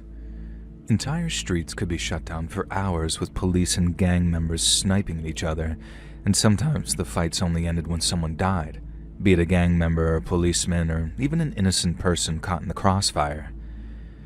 You learned early to keep your head down, trust your instincts, and never walk to different neighborhoods after sunset. But sometimes, avoiding trouble in the favelas was impossible, because even if you try to dodge it, it has a way of just finding you anyways. And to me, there is no greater example of that than the blackout of 1999. And I remember it like it was yesterday, and I'll remember the date of March 11th until I'm old and senile. I was just a teenager back then, 14 going on 15, and it was a Thursday night, so just about as quiet and regular as a night in the favelas could be. I was at home looking after my little sister when suddenly, all the power suddenly went out. I later heard it was caused by a lightning bolt slamming into a big substation in Bauru, but that strike tripped the circuits and like dominoes, the whole grid collapsed. Generators shut down one after another. Even the massive Itaipu Dam couldn't hold it together. And suddenly the entire southern part of Brazil went pitch black. Sao Paulo, Rio, all of it, and all without warning. It was exactly 10:16 p.m. when everything went dark, and while my little brother was asleep upstairs, it was my job to watch him while my mother was at her friend's place. I went upstairs and out onto the small balcony we had, which looked over the city, and all the buildings were dark, and all the streetlights were completely out. Everything but the roads were plunged into darkness, even the traffic lights were dead. It was an amazing sight. It was exciting, but also frightening too. People called out in the confusion as candles started to flicker in windows all over the favela, and you could also hear the sound of generators starting up too, because while blackouts were a regular thing, they tended not to last very long. But this one was different, and the longer it lasted, the more the atmosphere around the neighborhood became more and more tense. Whenever anything happened like that, be it a blackout or anything else which might cause unrest, the police usually sent patrols around to keep the peace. But on that night, a whole hour went by and I didn't see a single light or siren anywhere around the favela. They were all headed either downtown or what looked to me like Barra da Tijuca, where all the high-end fashion and electrical stores were. Some people were listening to radio stations on portable radio sets thanks to the station's backup generators, and when they heard there was looting and other chaos going on all over the city, people started getting worried.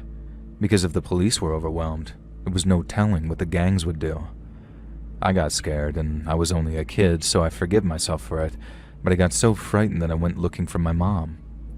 I know I shouldn't have left my little brother alone up there in our bedroom, but that night had been really quiet up until then, so I figured that it wouldn't do any harm if I just ran over to my mom's friend's place and brought her home with me.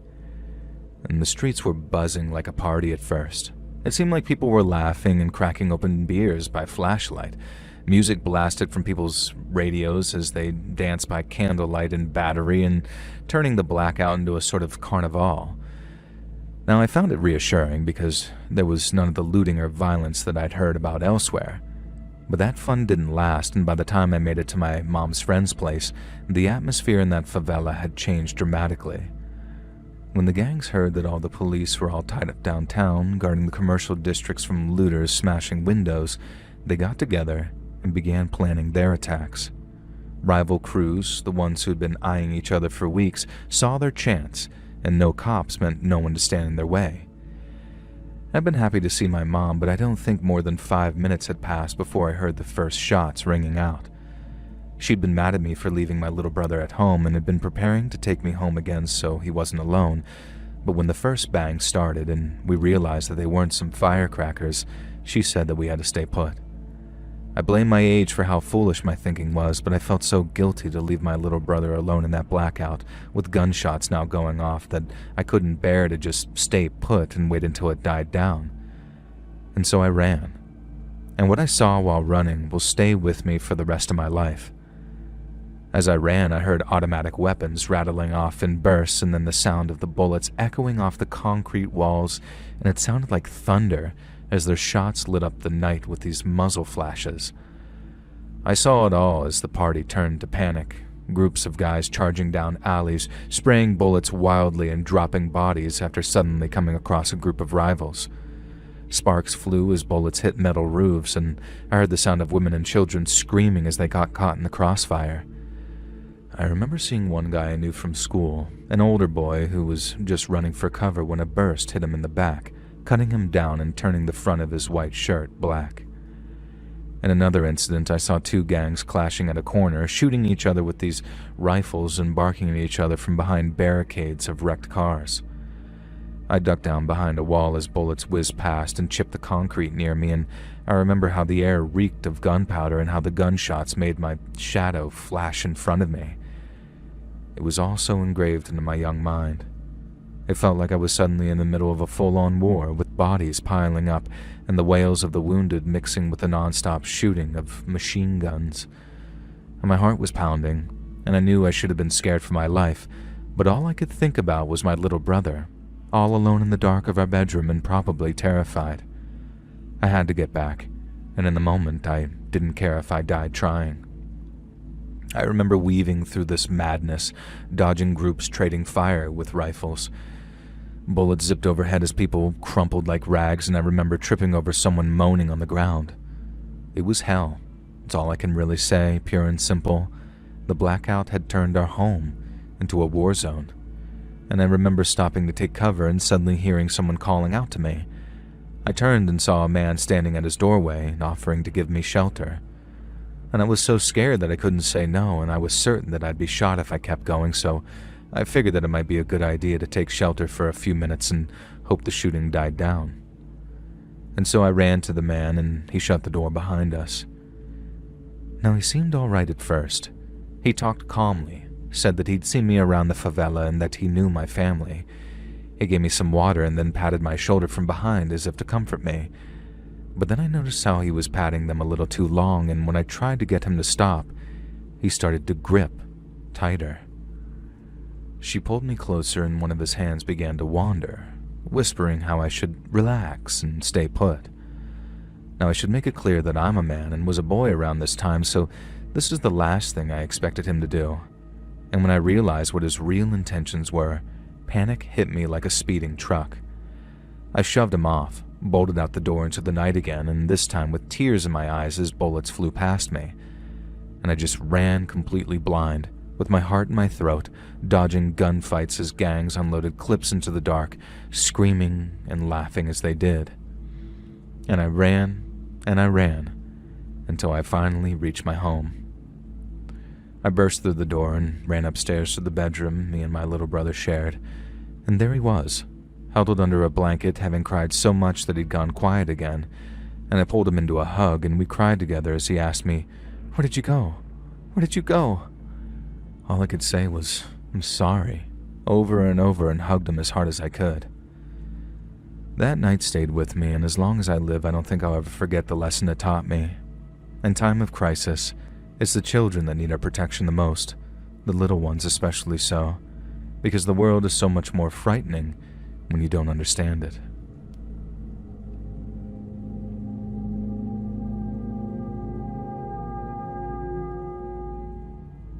My name is Praya, and I live in America now, but I grew up in New Delhi in a slum, and as the name suggests, it wasn't easy. Our home was a very modest 2-bedroom home, and I shared it with my parents and my little brother, Arjun. My father worked as a rickshaw puller and suffered from severe back pain after years of pedaling through busy traffic, while my mother stitched garments in dimly lit workshops for just a few hundred rupees a week. And when times were bad, they were really bad, and my least favorite time of year was monsoon season because our home flooded with filthy water and forced us to sleep on uncomfortable elevated pallets. But there were also joys that kept my spirit alive. India is a place of many vibrant festivals, and some of my fondest childhood memories are of lighting diyas and sharing sweets with my brother. And then there were the kite battles on Independence Day where you could watch rival kites cutting each other down as these operators, we called them, either cheered in victory or cursed in defeat. We ate rice and lentils most days, and power cuts were so frequent that we joke about the electricity being so unreliable. But then came one power cut that wasn't at all funny. In fact, it terrifies me to think about it even all these years later. I was still a student back in 2012, but I also had a part-time job at a local garment factory, not the same as my mother's. At least until one day when a boy named Rajesh proposed to me. Now, he was the son of a factory supervisor, a smug older boy with a slicked-back hairstyle and a gold chain around his neck. His family lived in a proper apartment block on the edge of the slums, not quite middle class, but worlds above me and my family. I remember how he cornered me after work one evening, grinning as he asked me if I had plans to marry. When I said no, he asked to meet my father, the implication being so they could arrange my marriage to Rajesh. And when I refused to arrange the meeting, he turned nasty. He didn't shout, but he got very angry as he recommended I reconsider. And I told him to leave me alone, but he stood there in front of me, seething as he told me once more to reconsider. And I told him if he didn't leave me alone, I'd tell his father what he was doing. Rajesh said that I'd regret my decision, and then walked away so angry it looked like he was shaking. Now that was June, and then just over a month later, a large blackout hit. Now I don't know how it happened, but at around 9 p.m. the lights suddenly started stuttering and then died completely. Street lamps blinked out, fans just ceased, and the only sounds were of distant traffic and the uneasy murmur of voices wondering how long it'd continue for. Our parents were still at their night shifts, so it was just Arjun and me at home. Now he was only 10, playing with his toy cars by the glow of our only emergency lantern, and I was in the kitchen boiling water for some tea when I heard a knocking on our front door.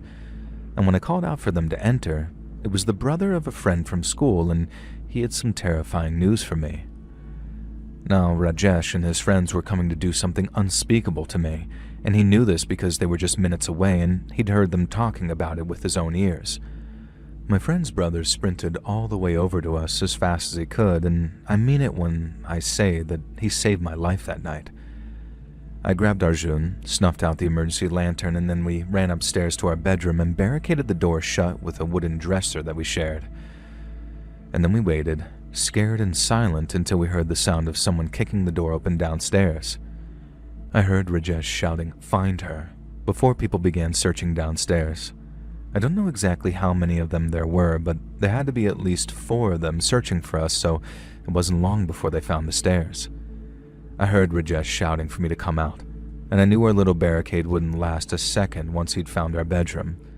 I could hear him muttering about teaching me a lesson, about making me beg for that proposal. Arjun trembled beside me, clutching a small kitchen knife that he'd snatched on the way up as footsteps thudded up the stairs. I pressed a finger to my lips to keep him quiet, but every creak of the floorboards only made my fear worse and worse. They began probing the rooms as they reached the top of the stairs, and their flashlight beams were slicing through the cracks of the doors as they got closer to our hiding spot. And I remember Arjun whispering, "They're coming," and I realized the window was our only escape. It was already open, so I didn't have to risk alerting Rajesh to our presence by prying it open, but I hoisted Arjun through first and then followed, scraping my knees on the sill as I clambered out onto the flat stone roof. The night air was cold, I remember, but fear made it feel suffocating as I quietly directed Arjun to climb up onto the roof of our bedroom and out of sight of its window. Seconds after we reached it and flattened ourselves out, we heard the sound of the dresser scraping against the floor as someone pushed open our bedroom door. I heard one of them shout, "She was in here," before several of them ran for the window. I could hear them talking as they looked out of it, and then, in my infinite relief, I heard Rajesh suddenly ask, "Where is she hiding?" We didn't move, and we didn't dare speak as seconds stretched out to feel like eternity. We lay there in silent agony, and my mind raced with visions of them spotting us, dragging us down, and doing things worse than murder to us. But then, thankfully, and to my indescribable relief, I suddenly heard Rajesh say, "She must be hiding outside somewhere." We heard them running off, but we didn't dare move, Not until we heard the sound of our mother screaming at the sight of her ransacked home. We cried as we told her what happened, and he helped her clean up. But it took 2 whole days for power to return to all the affected areas. My father ended up going to the police, who rounded up 2 of the invaders, and they turned out to be small-time criminals with records who were recognized by our neighbors having kicked our door in after banging on it. They confessed to being hired for what was basically a scare job, but clammed up on who paid them, meaning Rajesh, and he went untouched. I saw him swaggering through the neighborhood days later, smirking as if nothing happened, and that turned out to be the only advantage. He didn't want to talk about it and try anything else because he didn't want anyone to know about not one of his failures, but 2 of them. What happened was truly horrifying and traumatic, but strangely Arjun and I grew closer from it. I was so proud of how brave he was, and I wanted to be there for him always, just like he was with me on that roof that night when Rajesh came looking for me. Sadly, our paths took us to different places in life, but I sent him money every month to ensure that he and his children have a better life than our own family did. I'm writer. I'm a woman in her early 20s working my way through college and trying to come out the other side with as little debt as possible. I've never had a reason to write into you before, but bro, something majorly effed up happened to me last month, and I'm thinking, dang, I'm gonna send this into Let's Read. And so I do a bit of this, a bit of that, but one of my hustles is working as an Uber Eats driver when I have spare time from my other jobs or from going to the gym. I always gotta be on that graft, you know what I'm saying, brosif? No, anyways, this one day I get an order that comes up on the app, a McDonald's delivery, and I accept it because I'm nearby. I don't recognize the address, which is odd because I know this town pretty well, but whatever. I took the order, waited longer than usual for the teenage workers to get their thumbs out of their butts and prepare the food, and then off I headed to my delivery location. It turns out it was right at the edge of the perimeter that we're allowed to deliver within, so basically the food was going to be cold as crap when it got there, and still, not my problem, I thought. They ordered it knowing the expected delivery time, and that's what microwaves are for. Now, I only say this because the further I got from the McDonald's, the more run-down and grody the neighborhoods got. We started in a sort of run-down urban area in the first place and then drove through a suburb that looked like it had been cursed by the demon of poverty itself. It kind of looked like the way movies portrayed Detroit when they're trying to emphasize how bad it can be, but also maybe even more abandoned. There was barely any graffiti, which was weird. Like even the criminals and the youth gangs didn't want to hang out in this area, it seemed. And no wonder I'd never heard of the place before. Now, I heard fear being described on a podcast as bone prickles not long ago, and that term struck me as perfect. Driving with this goddamn McDonald's, the smell of fries and Big Macs making me feel kinda sick, I started suffering with the bone prickles. And the moment I heard the guy say that phrase on the podcast, I knew exactly what he meant.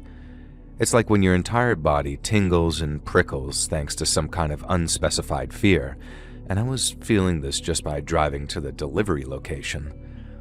Now, eventually I reached this address, and it was on the very edge of some rundown suburbia. Now, if this house had been the only occupied property on the block, I wouldn't have been surprised. The rest of the houses were completely dark, boarded up, and run down. This one house had light spilling out of every window and chill, relaxing music playing loud enough for me to hear as I pulled up to the curb outside. Some kind of pop punk or something kind of fun. I manhandled the bag that keeps the food warm, although with how long it had taken to arrive at that location, I didn't have much faith in their fries being hot anymore. Again, everything had fallen within the promised delivery time, so no issues there.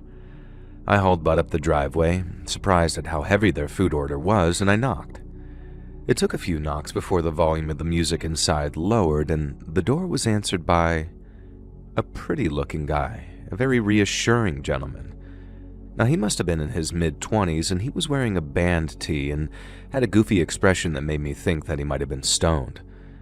Now, I explained that I was there to deliver the food, and he yelled back in the house that some chick was here with the McDonald's had anyone ordered any food.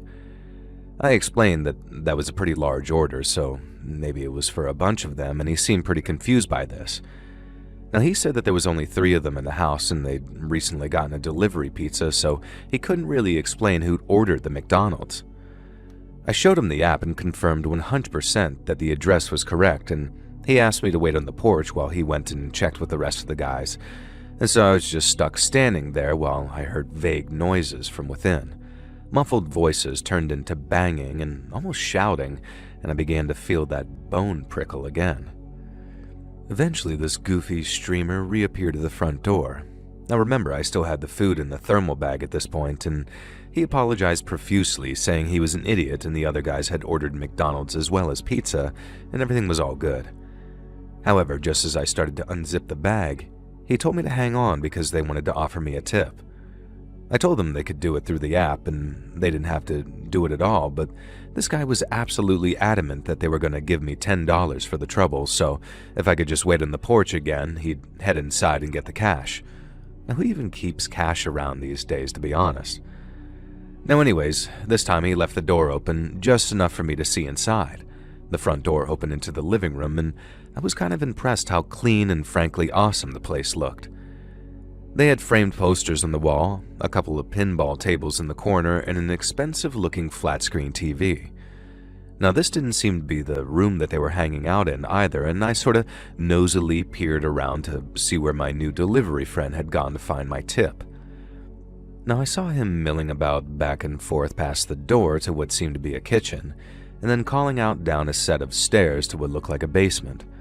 I wondered if they had an even more impressive home theater system down there or something, and I wondered if it was just one of those cases where someone with money buys a house that looks run down from the outside in an abandoned neighborhood area and then just uses the crappy exterior to actually mask a really awesome dwelling.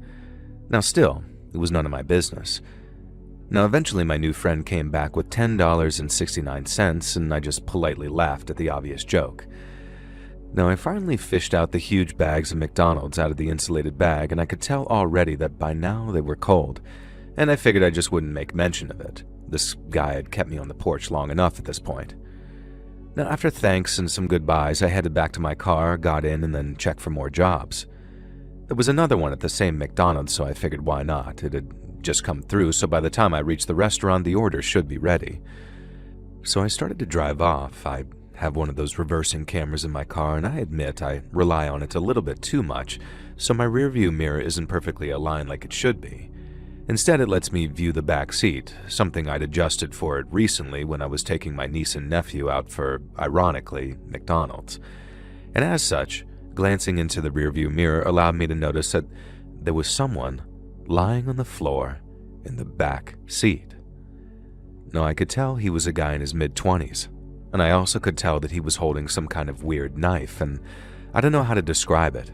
It was clearly some type of kitchen implement, but I'd never seen a knife like that before. And I suddenly realized that the delivery customers had kept me at the door for so long without turning back to my own vehicle that it could have allowed one of them to actually slip inside. Now, I didn't expect to be more than a minute or two, so I didn't lock the car behind me, and now I was regretting that immensely. What the hell did this guy have planned for me? He was just laying there, staring off blankly like he was waiting for something, clutching that kitchen blade. Now obviously whatever he had planned was nothing good, and the first thing I did was I decided to do a stop looking in the rearview mirror, and I didn't want him to see that I'd seen him. Now obviously this was all happening within a split second. My heart was absolutely pounding, and I was certain that this was how I would die, with my throat slit as I was heading to an Uber Eats delivery. Now up ahead I saw the lights of a gas station.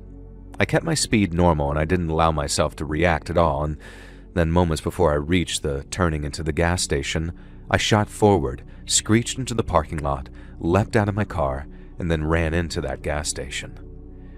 Now I must have sounded like some crazy woman, yelling how a delivery customer stoner McDonald's order guy was hiding in my backseat and had a weird knife, and I didn't know what he had planned, and blah blah blah. I was just trying to explain the events and my theory and how I thought the delivery customer had distracted me, and I was almost telling all of this at once. Now the clerk, an older man, looked at me like I was on meth, understandably so, and then started to ask me to explain everything again. However, he kind of froze and his mouth was now hanging open, then I followed his gaze. An absolutely ridiculously tall man was kind of unfolding himself from my back seat, and we watched as he fled into the darkness of the night. Now bear in mind, this was on the edge of the suburbs, so he fled into some kind of forested area. And from the expression on his face, I couldn't even claim to this day that he meant me harm. It almost looked like he was petrified too. Of course, that didn't stop me calling the cops. They got to the gas station really fast and searched the nearby area. They did, in fact, find a knife nearby. Apparently it was some kind of fish knife for sushi, but it had nothing on it. When they paid to visit the delivery customers, they were just as baffled as I was. Everyone was accounted for, which they could prove, and nobody who lived there matched the description that I gave of the guy who'd crept into my back seat. Now, I never did find out who he was or what his motives were. I didn't quit my delivery job or anything silly like that. I just took to actually locking the car door whenever I stepped out to make a delivery, regardless of how brief I thought it would be. And I always check the back seat no matter what. Something tells me that the guy hiding out in my car didn't mean me harm, but the look of fear and alarm on his face as we watched him flee makes me think that someone out there would have done us more harm than I can even fathom if they'd found it. It's one of those creepy mysteries that I'm grateful didn't turn into an unsolved murder and has finally given me something to write into you about. But like they say, be careful what you wish for, because I feel like this was a cautionary tale where the lesson is that it's far better not to wish you had a scary story to share with internet people.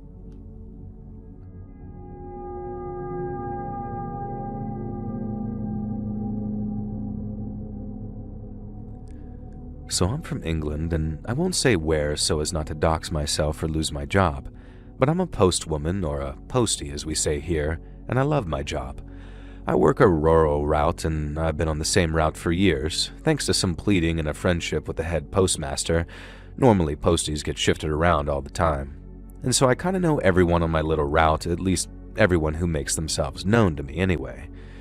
There was Stu, a mature student who would always be waiting at the door whenever the mail came and shared his latest work on marine biology with me. I hadn't started out as being remotely interested in marine biology, but Stu had mentioned a few things in passing, and I'd been hooked, pun intended. Now there was old Mrs. Rader, who always seemed to have some insane medical ailment, which she'd relay to me with the greatest of glee, and I became convinced that she was a medical miracle. And then there was the Four Bottoms, an extremely flamboyant glam rock band by night and a middle-aged polycule who enjoyed cardigans and gardening by day. And then there was Joe and Joanne, two twins with rich parents who often got Amazon parcels in the mail, and I've never seen two kids who were more spoiled but more grateful for everything they'd got. Now the one guy I never got to know was Farmer McKay, the allegedly grouchy postman-hating farmer who lived in the small holding on the outskirts of town. Now, to call it a farm would be extremely generous, but it did have a few goats, a couple of sheep, a pig, and some chickens, and it was also filthy, even by farm standards, and as far as I know, he made an entire living selling eggs and milk to locals. Now, I gotta admit, I prefer Sainsbury's. Now, one day, for the first time in about 6 years of doing this route, I was shocked to find that I had a collection for McKay's farm.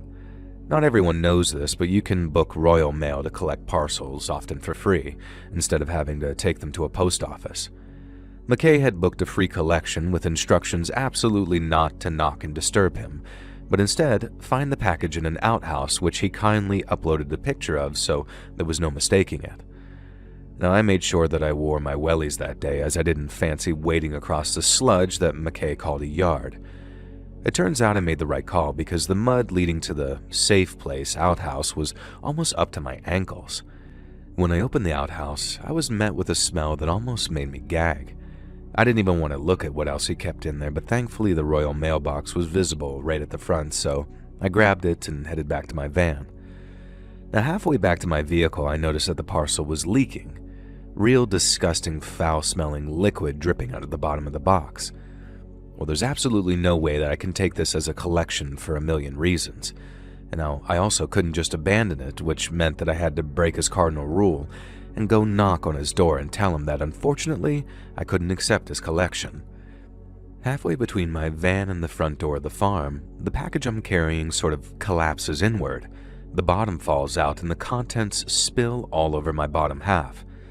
Now let me tell you, I've smelled some bad smells in my time. Before I became a postwoman, I was a nursing assistant in my late teens and early 20s, and there was this one old lady that I treated who I would swear had death himself living in her nether regions. This made that smell like flowers and cinnamon. It was a pile of rotting, liquefying organs, and now it was covering as much of my legs and torso as it managed to besmirch. I dropped the destroyed parcel and threw up there and then, which really didn't help matters. And now I was kind of mad at Farmer McKay. There are extremely strict rules about what you can and can't mail in the UK, and rotting, liquefied offal is definitely a forbidden item. I didn't even need to check the handbook to know about that. But then I started looking at all that stuff. Maybe my imagination was running away from me, but I was sure that I could make out part of a human spine among the gore. An eyeball winked out at me, clearly fresher than some of the other unspecified parts that covered me, the ground, and everywhere. Now I suddenly got this idea that McKay was trying to use the postal service to hide evidence of a crime, and standing out there in the open in the center of this small holding in the middle of nowhere, I suddenly felt very vulnerable and exposed. At this point I didn't know what to do. I was convinced my colleagues would give me absolute crap if I fled the scene, but I started picturing Farmer McKay hiding behind a curtain, looking out one of the windows, a cocked shotgun aimed right at me. And so I kind of ran toward the main house. As the front door began to open before I even reached the porch, I wondered if I'd made a terrible, terrible mistake. But the man who stood on the doorstep wasn't Farmer McKay. I could see the resemblance, but he was a much younger man, and as he took in the sight of me covered in those organs and trembling in fear, I could see genuine guilt and regret on his face. He didn't invite me inside. You can hardly blame him. I was dripping in unspecified corpse juices. But there on the doorstep he explained that Farmer McKay had been taken away by doctors the day before after increasingly strange and erratic behavior that had gone unnoticed by his family. He apologized profusely for the parcel collection being overlooked because they should have known that something was awry. McKay never sent packages. I was severely shaken, not least because I couldn't face the idea of getting in my beloved post van covered in this. And thankfully, the grandson, as that's who he turned out to be, helped me hose off the worst of it before I headed back to my van. It's what I saw in the back that really caused this to be a scary story, though. I made the mistake of glancing into the dilapidated barn as I trekked across the mud to my post van, and I only caught a quick glimpse because I looked away as quickly as possible. But no matter how many hot showers I took to wash off all those juices and the gore from my body, I could never scrub the sight that I saw from my mind. In the barn, Farmer McKay had piled what were presumably all of his animals. I couldn't make out which species they were. They'd all melted into one festering, indiscernible pile of corpses. A number of empty cardboard boxes sat nearby, and I can only assume McKay planned on shipping the remains of his animals to various places. To this day, it drives me mad that I never checked and don't remember who the recipient of the original parcel was. I have no idea what his motive was for mailing these liquefied parts, and I guess that's partly the problem with whatever was wrong with him, dementia or whatever had befallen him. It doesn't make sense. He could have been aiming for revenge on his enemies, and he could have believed that he was shipping genuine prime cuts to customers of his farm. Either way, I'm not sure I ever want to know. The McKay small holding was demolished not long after, and after what I saw, I can't say I'm at all sorry that it became one less stop on my postal route.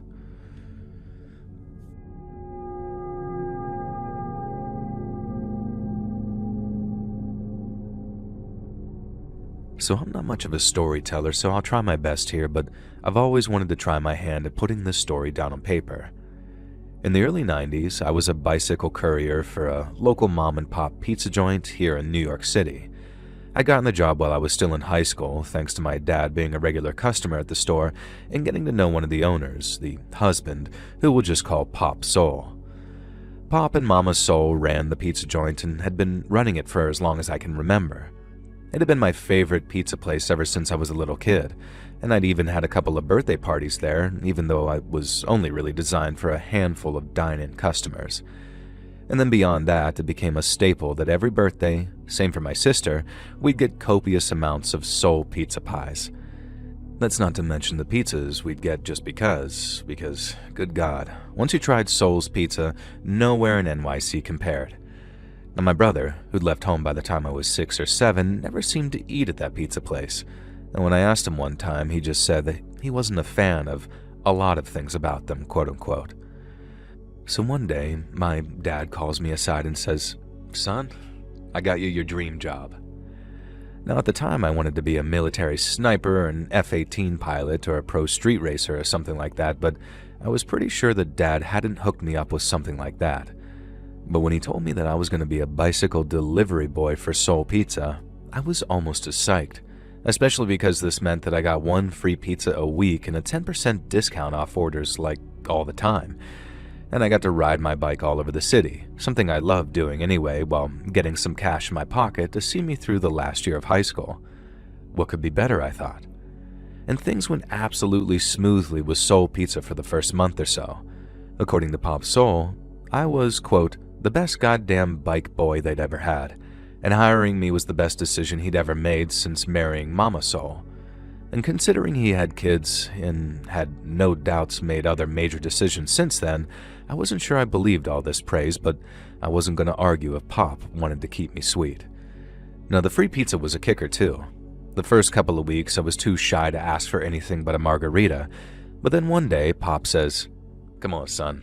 I know you like your pies heavy with toppings. Go nuts. Ask for whatever you want." And so I did. I tried out so many combinations, so many wild pizza mixtures that, by God, I wish I could remember some of them, because I swear if I could start my own pizza chain with pre-made pizzas using toppings that nobody ever thought of before but are absolutely heaven-sent. Now, unfortunately, the events that happened a few months into my time at Soul's Pizza kind of made me forget everything that had gone down, other than the incident. Now, I still remember the fateful order that kicked everything off, though. It was a double pepperoni with extra cheese, side order of garlic bread too, and the delivery address was downtown, somewhere I wasn't familiar with, but I checked the location on a map. Yeah, no MapQuest or GPS or whatever was back then, and I figured that I could get there pretty easily, so I loaded up the pizza, leaped on my bike, and headed toward what I thought was the optimal route to my location. It turns out the location was a series of warehouses, and I should have realized something was wrong then and there, although it wasn't entirely unheard of that we delivered to places of work or other odd locations. I stopped the bike, trying to work out exactly where Warehouse 13 was in this maze of identical metal sheds, when suddenly a van comes screeching out of nowhere and pulls to a stop inches from my bike. Now, I'm just kind of left confused at this point. So much so that I don't react when the 4 masked men come bursting out of the back of the van and just full body snatch me off of my bike, each of them grabbing a limb to stop me from thrashing and then throw me into the back of the van. Now, stupidly, I remember that the first thing I yelled was that, "Hey, there was a pizza on that bike," and it was going to get cold and had to be delivered before the 35-minute delivery promise was up. Now, one of the 3 masked men who'd climbed back into the rear of the van with me seemed to find this crazy hilarious and couldn't stop laughing. And I guess the 4th man had gotten into the front passenger seat because another of the guy's open palms slapped the dividing wall, indicating to the driver that we should head off. Now, I winced as I heard the sound and felt the crunch of my bike being run over as the van drove forward. And the next thing I know, I felt a little prick on the side of my neck. One of the guys had shot me up with something, and it only took a minute or 2 before I was fully out. Now, after being completely blacked out, the next thing I knew, I woke up in what appeared to be a basement. It wasn't some dirty basement, though. It appeared to be at least carpeted and somewhat high quality, which for some reason I found reassuring in the moment. A couple of the men were there too, and at no point did they remove their masks, which I knew from watching way too many action and spy movies might actually be a good sign. Now, they barely spoke to me, but told me that I'd be fine as long as I just shut up and stayed put and did anything I was told. I spent the next 3 days in that basement, and I'd be lying if I said that it wasn't hell. Although the constant fear that they could turn on me and kill me at any moment, it was just kind of a buzzkill. Now, I was given 1 meal a day and a glass of water whenever I asked for one, and I was also escorted to the bathroom in an adjoining room whenever I asked to go. Now, it was the 1 meal a day that had me curious, though. It was pizza. Every meal was pizza. And not just pizza, but pizza from another rival mom-and-pop pizza restaurant a few blocks over from the joint I worked at. Now, naturally, I assumed that this was some pizza parlor gang turf war, and I couldn't have been more wrong, though. Being fed pizza from the rival joint was just the kidnapper's idea of a joke, I guess. And so after 3 days of being vaguely threatened with death but treated bizarrely well, I was shot up again with whatever knocked me out the last time. And the next thing I know, I'm lying on the sidewalk outside of Soul Pizza. My old place of employment was now boarded up, with crime scene tape covering a number of the boards. Eventually, after pulling myself together and heading into a pharmacy to grab some Tylenol, bizarrely the kidnappers had dropped me off with $20 in my shirt pocket, despite the fact that I was carrying no cash when they grabbed me, and I made my way to the local police station. And then I told them everything, how I'd been grabbed, how I'd been strangely well treated, and how Soul Pizza was now closed down. Now, the desk sergeant was really weird and strange when he responded. Like, I really had to encourage him to take the details of my story down. And eventually he did so, going through the motions, but then he gave me this sort of knowing look and told me that I should count myself lucky, because the people I worked for, the lovely elderly couple who had been a pizza joint staple since I was a kid, were not good people at all. He then explained that there had been a police raid while I was kidnapped, and wasn't that weird and lucky that I hadn't been caught in the crossfire and ended up safe. And then he asked me to pass his regards to my much older brother, who himself was a cop working vice at another department. Now, it was all incredibly baffling and strange, at least until I spent some time thinking about it. You see, I'm pretty sure that the guys who kidnapped me were the cops, doing a favor for my brother, and I think he wanted to ensure that I wasn't wrapped up in all of that. And so instead of doing what any sensible brother would do by taking me aside and explaining things, he had his cop friends kidnap me and scare me half to death as a way of ensuring that I didn't accidentally get shot and killed. And that's the best case scenario I can come up with anyway. Everything else results in me coming even closer to almost dying, and that's all too hard to comprehend. My brother has sadly passed away now, so I can't ask him, but I'd like to think that he was my guardian angel that day. Otherwise, it was mere luck and the grace of God that prevented me from losing my entire life over becoming a pizza delivery boy from my favorite childhood restaurant.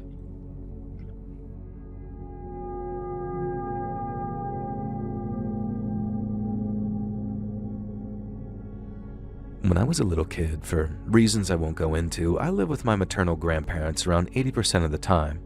Time spent with Mom and her various boyfriends was not so good, but on the other hand, Grandma doted over me. Grandpa was stoic, a regimental man who showed me nothing but respect, but we weren't close in the same way Grandma and I were.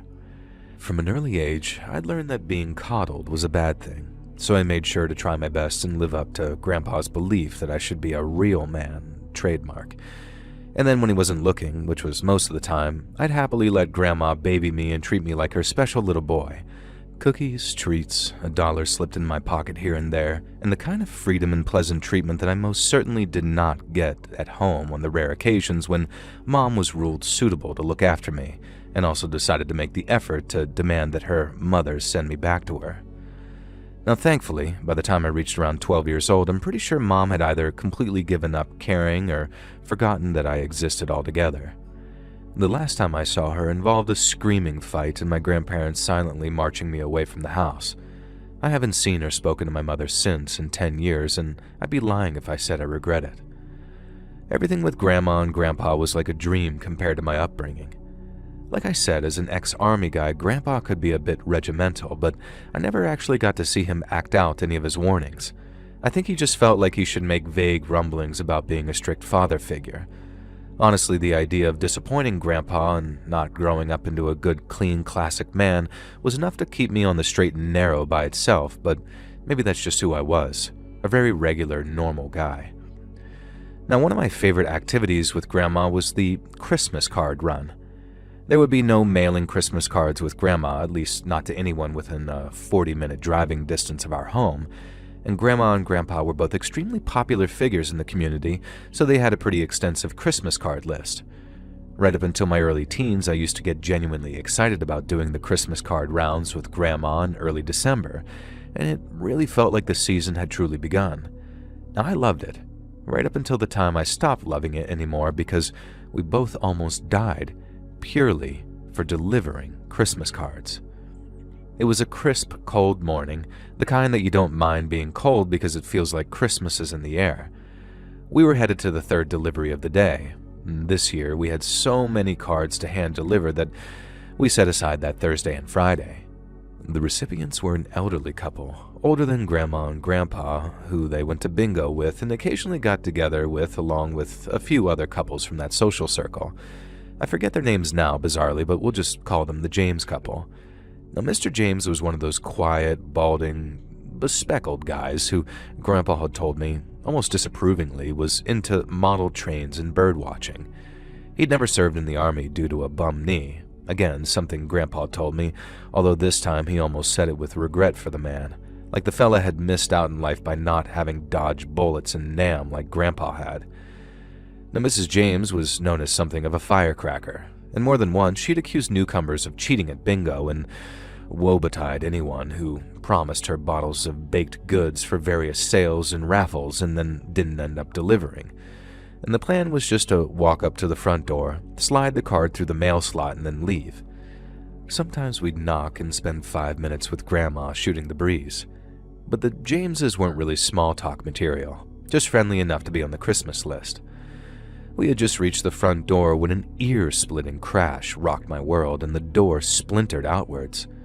I dove left, Grandma dived right, and it's a miracle neither of us were hit. We were both disoriented from the sound of the shot, which left us with a kind of disorienting tinnitus, and over the din we could hear Mrs. James yelling, seemingly at Mr. James about the hussy he'd been seeing.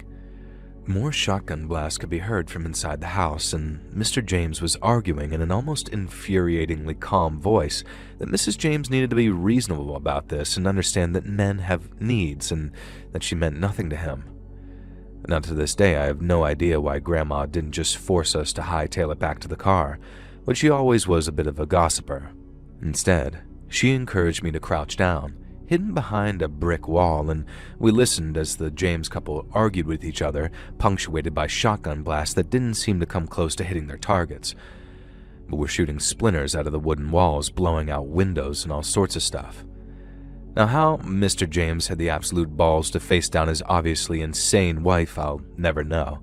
All I can assume is that he was somehow 100% confident that she wouldn't shoot him. However, they had no idea anyone was outside, and while Grandma made me crouch there, gathering the gossip while I trembled in complete terror, another shotgun blast came bursting through the window right above my head. Now, a piece of the buckshot even clipped my ear, I think, and I started screaming, thinking I'd been shot. And that's what shook Grandma out of her lunacy. She had to get her grandson out of there, and get me out of there she did. And with superhuman strength, Grandma swooped me up over her shoulder and power ran toward the car, successfully managed to open the driver's side door and throw me through in one fell swoop. And then she dived in behind me, and finally, we drove around the block from the James's house. Now, these were the days before cell phones, but thankfully someone had called the cops, and suddenly screaming sirens and lights came charging down the street. Grandma said that that was our cue to leave because we had too many cards to deliver and not enough time to give a statement to the police, and besides, they never even know we were there. A long story short, I had nightmares for months afterwards about delivering Christmas cards that blew up in my hand. Mrs. James was charged with criminal damage, neglect, and mishandling of a firearm, but received a suspended sentence. This was aided by the fact that Mr. James did not press charges, and in fact the couple stayed together after all that ordeal. Grandma and Grandpa avoided them as best as possible at bingo, though, and did not socialize with them anymore. They never admitted to the couple that we'd been there that day, and frankly, I'm glad because I'm not sure that I could have stomached having to face Mrs. James again as she tried to apologize for almost accidentally killing us. We still continued delivering Christmas cards together for the next few years until my high school studies meant that I was a little too busy to spend as much time with Grandma. But I'm happy to report that after that insane shooting incident, Grandpa removed the Jameses couple from her Christmas list, and we never had to deliver to them again.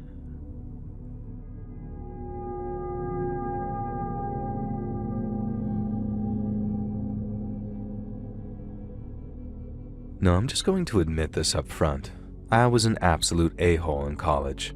Like the kind of smug, not quite rich jokester, prankster who thinks he's way funnier than he is.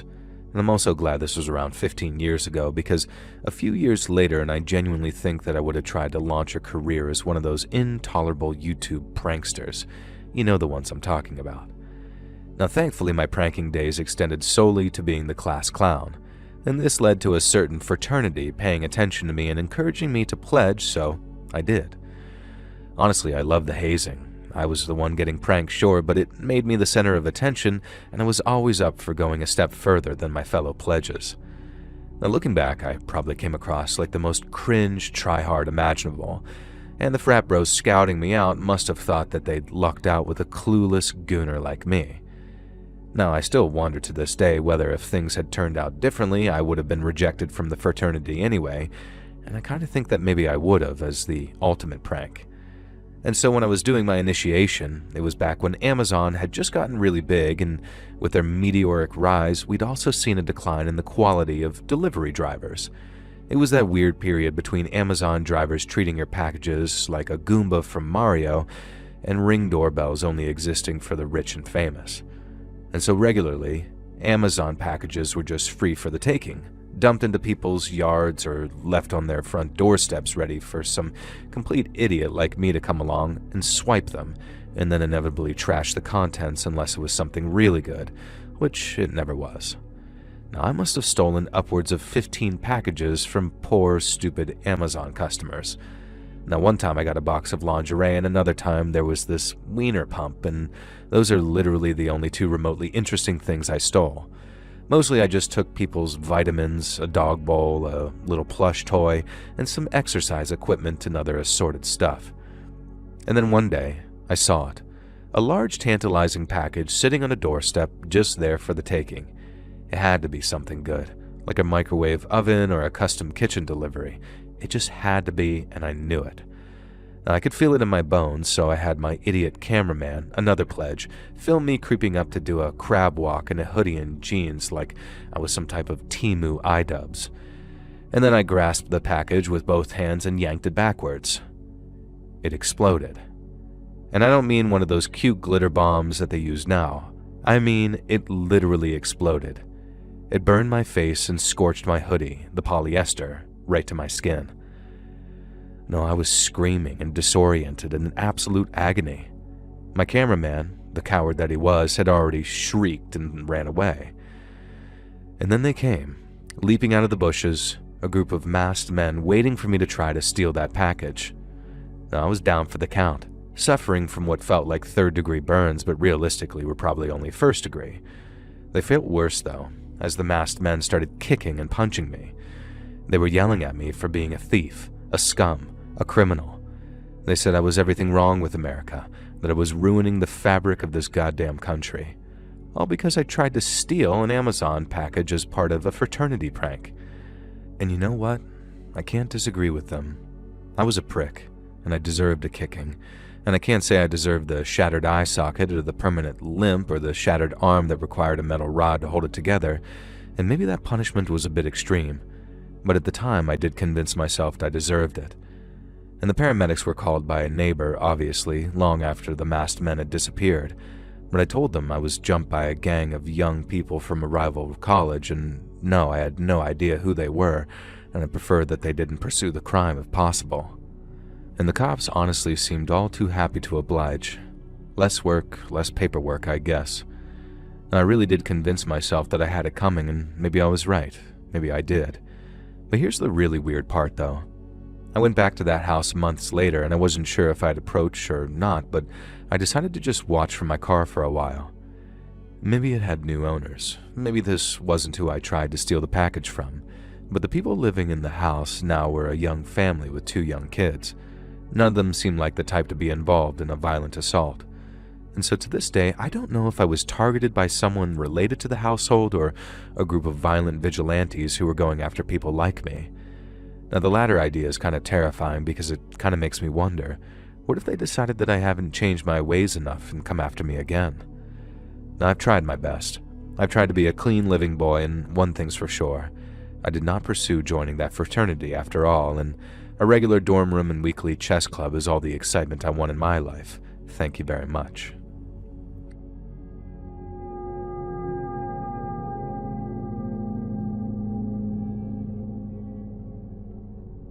I'm a long-haul trucker, proud partner in my 18-wheeler Lucy, and I have been for approximately 18 years.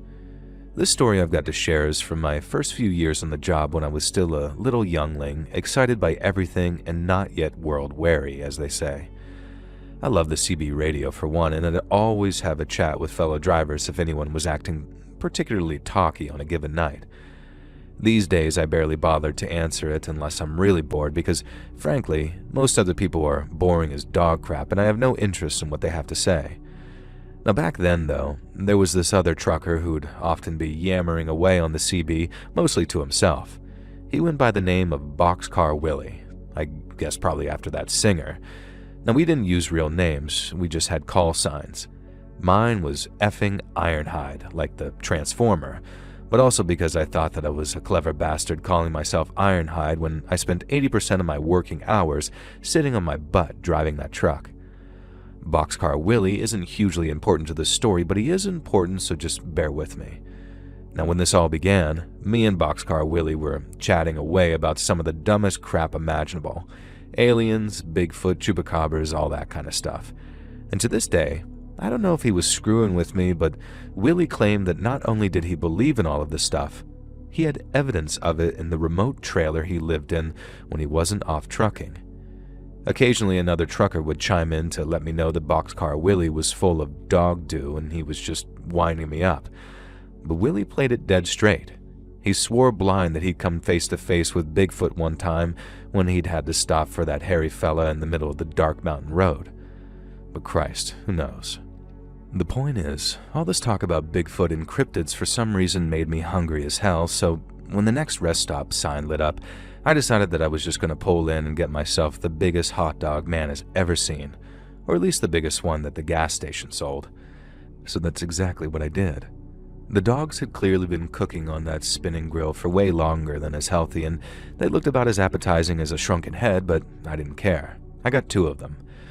Piled them ass-high with onions, mustard, and ketchup, and then threw in one of those crushed ice slushies, a huge one, and fumbled my way back to my truck. I pulled out of that rest stop and proudly told Boxcar Willie and whoever else was listening that I just landed the best pair of dogs this side of the Midwest. I may have been exaggerating on that title a little, and weren't they just jealous? Now, of course, Willie had a story about this one time that he found a roadside hot dog seller who only appeared once every 10 years or some nonsense. He was entertaining if nothing else, biggest liar you ever met who wasn't a politician. Now anyway, my route is pretty straight and clear for the next 100 miles, so I'm feeling pretty safe about munching down on one of my overcooked dogs, wrapped in a bun that was even more disappointingly stale than I'd hoped for. And that's when I heard it, a noise from behind me from inside the trailer. Of course I made the mistake of telling Boxcar Willie, who began to psych me up with tales of cryptids and ghouls who preyed on truckers. Now naturally this was a load of horse manure, but I was unsettled by the sound, if only because I was driving an extremely straight bit of road and I didn't like the idea that some cargo actually came loose. Now after a while the sound stopped and I figured whatever it was had kind of sorted itself out. Now I forget what I was carrying at the time, but it was kind of a heavy electrical goods situation that couldn't really easily get damaged, so I paid it no mind and carried on driving. And then I heard some more noise from behind me. I listened real hard, but by now I'm convinced that there are footsteps in the back of the trailer. I mentioned this to Willie, who of course has a story of something similar, only this one gets under my skin and actually spooks me. Can't even remember the crap that he shared at the time. Now on top of that, I'd finished my hot dog, drank way too much of my slushie, and I needed to piss. and there was no rest stop for miles, so I pulled onto the shoulder, scanned the darkness for any vehicles. There clearly were none coming for quite a few solid minutes, and got out. I took a piss first. I didn't want to pee myself in fear at whatever might be in that trailer. And then I examined the trailer itself. It was fully locked and sealed in a completely satisfactory manner, really, and the idea that someone had gotten in while I was getting my gross hot dogs was really unlikely. And yet, I pulled open the back doors of the trailer, about to yell gotcha, almost as a joke to myself, and as soon as I started to pull open those doors, they came flying towards me, and I had to leap backwards to avoid getting smacked. An absolutely deranged, elderly woman came leaping out. She was wearing torn-up jeans and an absolutely filthy bra. Nothing else. In her hand, she was gripping my X-Acto knife that I kept in the trailer in case I needed to slice through any of the plastic ties that kept boxes in place. And this woman, I swear to God, hissed at me and lunged at me, and with a strength way unexpected for a woman of seemingly her age. She shoved me onto my ass so hard that I had a bruised tailbone for a week, and then she swiped at me with that X-Acto knife, more of a warning than anything else, and disappeared around the side of the cab. Now, I'm not one to get knocked on my butt by anyone, let alone a methed-out granny, so I scrambled to my feet and headed to that cab. Instead of being long gone, the old woman was sitting in the driver's seat, munching away on my second hot dog, and a look of pure bliss is on her face. I slammed the driver's side door shut, locked it with the fob from outside, and then called the cops. Thankfully, I did actually have service. And it took them over an hour to show up, during which time I watched as the meth-head grandma ate my hot dog, finished my slushie, and then just fell asleep behind the wheel of my 18-wheeler. And when the cops finally got there, they picked her up. They couldn't get any straight answer out of her about how she'd gotten into my trailer, and she apparently couldn't even speak English at all. I checked the cargo, and she'd done no damage to anything back there, so when the cops asked if I wanted to press any charges for assault, I just decided against that, so long as they made sure that she got the help that she clearly needed. Plus, I had a deadline to make, and I was already a whole bunch behind schedule. As I finished my delivery, I shared that story with the CB radio, and you can best believe that Boxcar Willie had some kind of bat crap story about a ghostly woman who matched her description. But this time, it was the first time I could see through the fact he was clearly making it up on the fly. His silly ghost stories were nothing compared to the real fear of facing down an unhinged woman being with a sharp weapon, never knowing how they'll react. I hope the old lady got the support she needed. I try not to think about how she got into my trailer. I'm pretty sure she must have snuck in when I originally loaded the cargo, which meant that she'd been back there for a good 6 hours before I caught her. Now, I'm just glad things played out the way they did, and some poor worker boy at the end station didn't end up taking a blade to the throat. Now, people are strange, scary, and weird, and that's why these days I keep to myself, and instead of spending all my time answering the CB, I've learned to appreciate the solitude that being a trucker allows.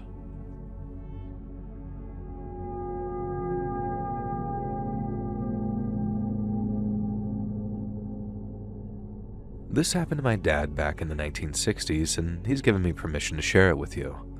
He worked as a paperboy for quite a few years back in the days when kids made a decent living hurling papers from their bikes as they cycled past. Dad, however, went that extra mile.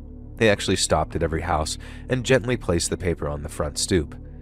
It made him a real popular paperboy, and come Christmas time, he'd often find a little thank you card and a tip pinned to the door of some of his deliveries. Now, one woman took a real shine to him, I guess. A real shine, as it was around February, and for the first time ever, this old woman was waiting on the porch for him. She invited him in for a drink and a vague insinuation that there would be a financial reward following that, i.e. a tip. And so Dad, the naive little kid he was, followed the old woman into her house and drank a drink with her. Now, the next thing he knows, he's suddenly waking up tied to a dining room chair, and the old woman is cavorting in front of him, naked as the day she was born, rambling about how she'd been craving a man's touch. Of course, Dad's like 8 years old at this point and totally horrified by everything that's going on. Thankfully, also being an 8-year-old, he's able to squeeze his way out of the pathetic knots that this perverted old hag has tied around him. And so, screaming bloody murder, Dad manages to pull himself free from the naked old woman's dining chair and then basically fling himself from the house, leap onto his bike, and catapult himself through town back to the grocery store that he worked for. And when he got there, the owner took him aside and, a weird turn of events, offered him $10, a hell of a lot of money back then, to keep quiet about the whole ordeal. Now, he promised he wouldn't have to deliver papers to that old woman again as long as he kept quiet and accepted the money. Of course, Dad being the dumb 8-year-old, he just took the deal without a moment's hesitation. It's become something of a family legend now, and the woman passed away not long after, and we never did find out the cause, motive, or twist behind any of it. We have no idea why she decided my dad would be the perfect male touch for her, and frankly, none of us wanted to know. It's just one of those things. There are weird people out there. Be careful, especially of strange old women.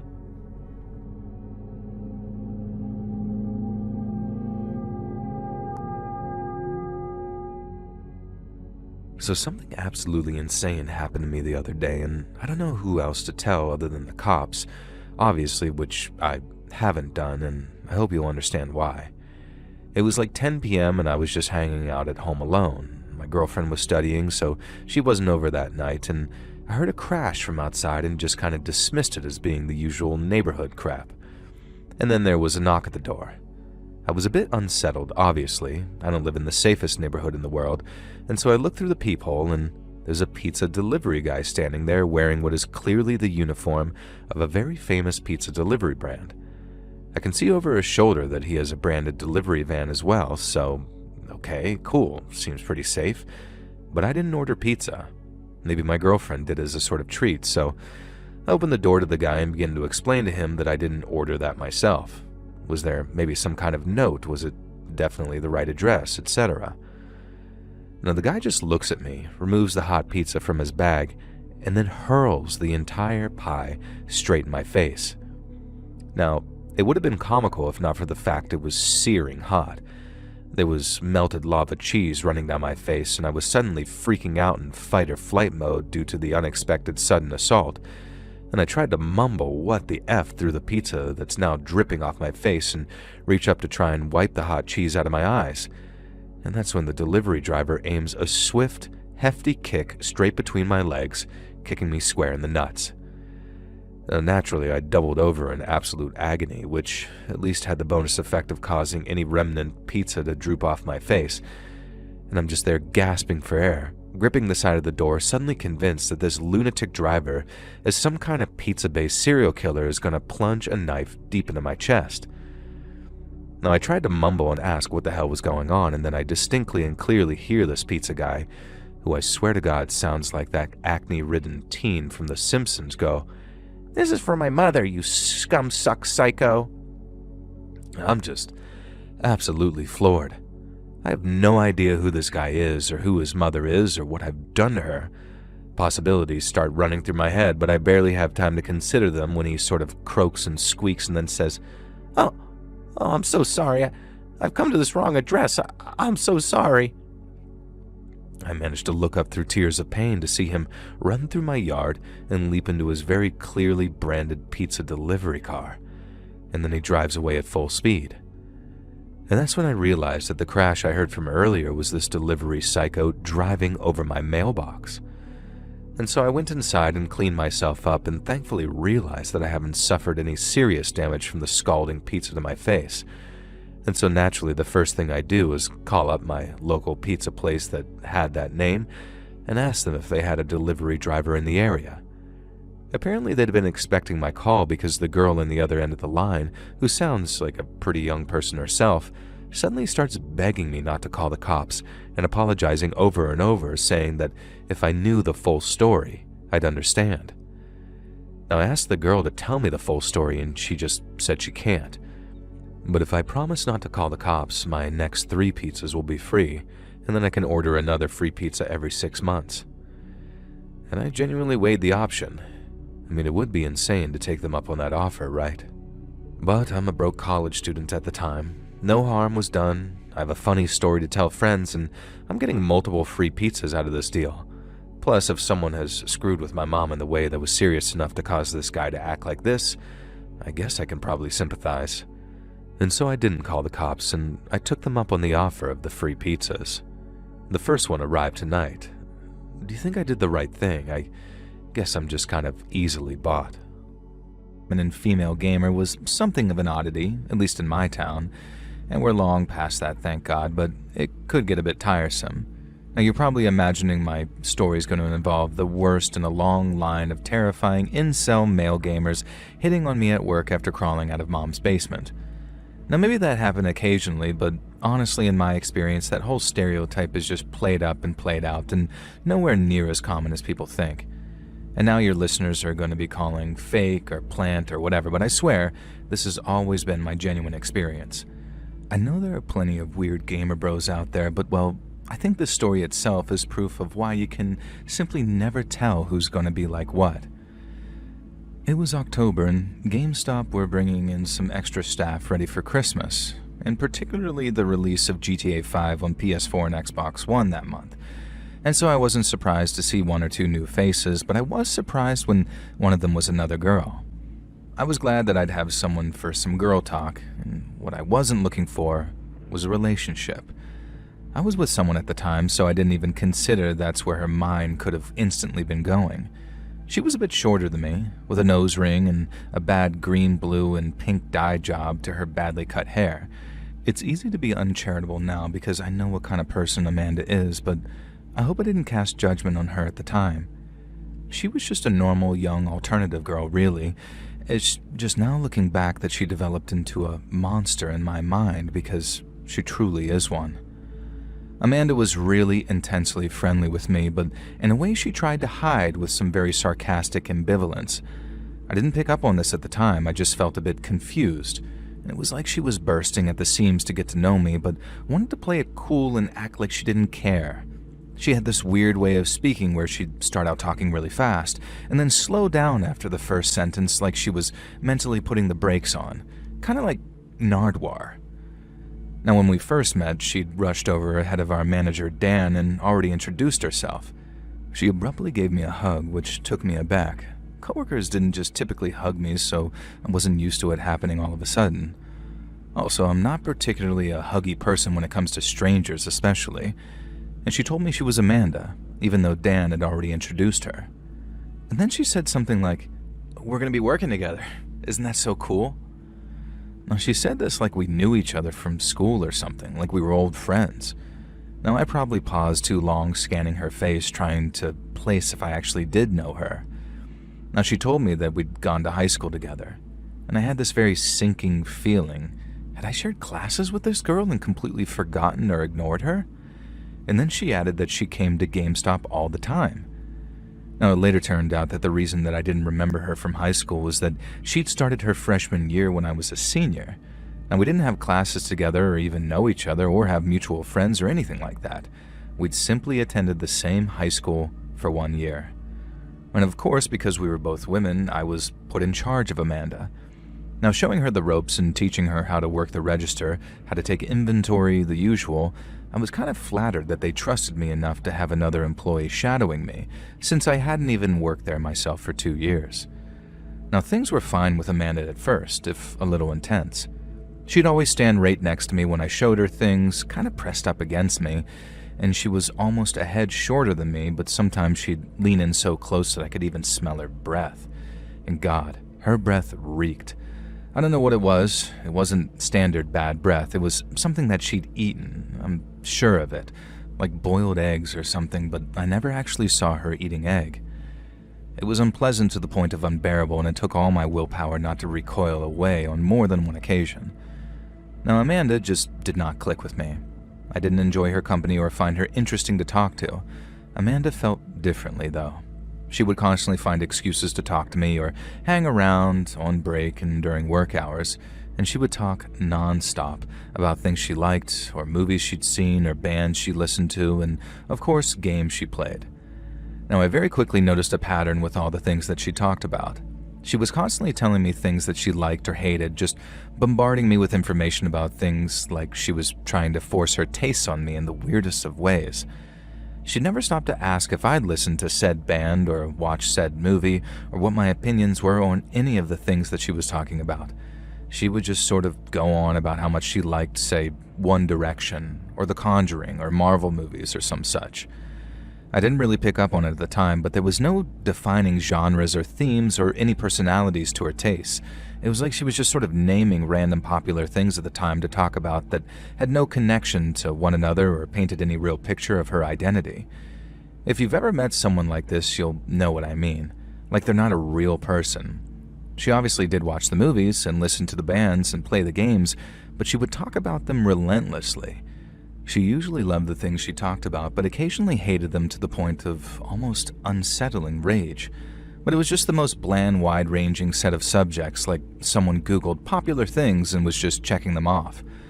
Now, eventually I had enough, and I had to ask Amanda to chill and give me a bit of space, and it was kind of driving me insane. I sort of expected her to take it badly. Now, what I didn't expect her to do was try and kill me and then act like nothing happened. I would cycle to and from work in those days. I had a license, but my apartment was close and I didn't want the cost of vehicle upkeep, and so I always kept my bike in great condition. But one night, cycling home in the dark, my brakes failed at the bottom of a hill and I came skidding off into the gutter. Now, it could have been much, much worse. There was one intersection on the way home and that could have been lethal. I know those brakes had been screwed with. They hadn't been cut or anything. The nuts were just loose, causing the grip to slip and not function immediately. Just the type of thing that I was pretty meticulous about checking when I did my weekly upkeep on the bike. Now, I didn't mention the bike incident to anyone at work because I didn't have proof, and I could have been completely wrong. But it was just a couple of days after that when Amanda's demeanor towards me completely changed. She was still as overly friendly as possible, still forcing her company onto me whenever she could at work, albeit slightly less often, but this is where things did a 180 to become intrusive. Instead of ranting at me about pieces of pop culture, she suddenly switched to relentless questioning. What movies had I watched that week? What games was I playing? What's my favorite song? Who are my favorite bands? What shows were good? What did I recommend? Just constantly a barrage of questions. There was no pause to take in information or to discuss anything I brought up. She wasn't actually listening to my answers, or at least I didn't think so. And soon, what felt like a spark of interest became insulting, and I realized that it wasn't worth answering properly because she didn't actually care. And so I'd give a brief, abrupt answers to pretend that I hadn't heard, and then she started asking about things that weren't pop culture related. Where did I live? Did I like anyone at work? Who had I dated in high school? Stuff like that. And thankfully, that only went on for a couple of days and I managed to avoid having to give her any personal information. But good Lord, I didn't think that I could have taken this for long without snapping. Now, I'm not sure why I decided to answer her, and so confidently too, when she asked me if I had a partner. I don't know if I was hoping that maybe she had a whole bunch of homophobia waiting in the wings and would just leave me alone when she found out that I was gay. I have no idea why I'd have assumed that she didn't already know, and so I told her I'd been with Laura, my girlfriend, since 2012, and we were thinking of moving in together. Amanda, I swear to God, went white. She literally started trembling slightly, and I was actually concerned that she was having a seizure or something. Now I asked her if she was okay. Amanda nodded, staring at me in a deep, intent way that gave me chills to this day. And then suddenly she blurted out some kind of sentiment like, "I'm so happy for you," and swept me up in a huge, overly tight, uncomfortable hug and then stepped back, beaming, as if nothing had ever been wrong.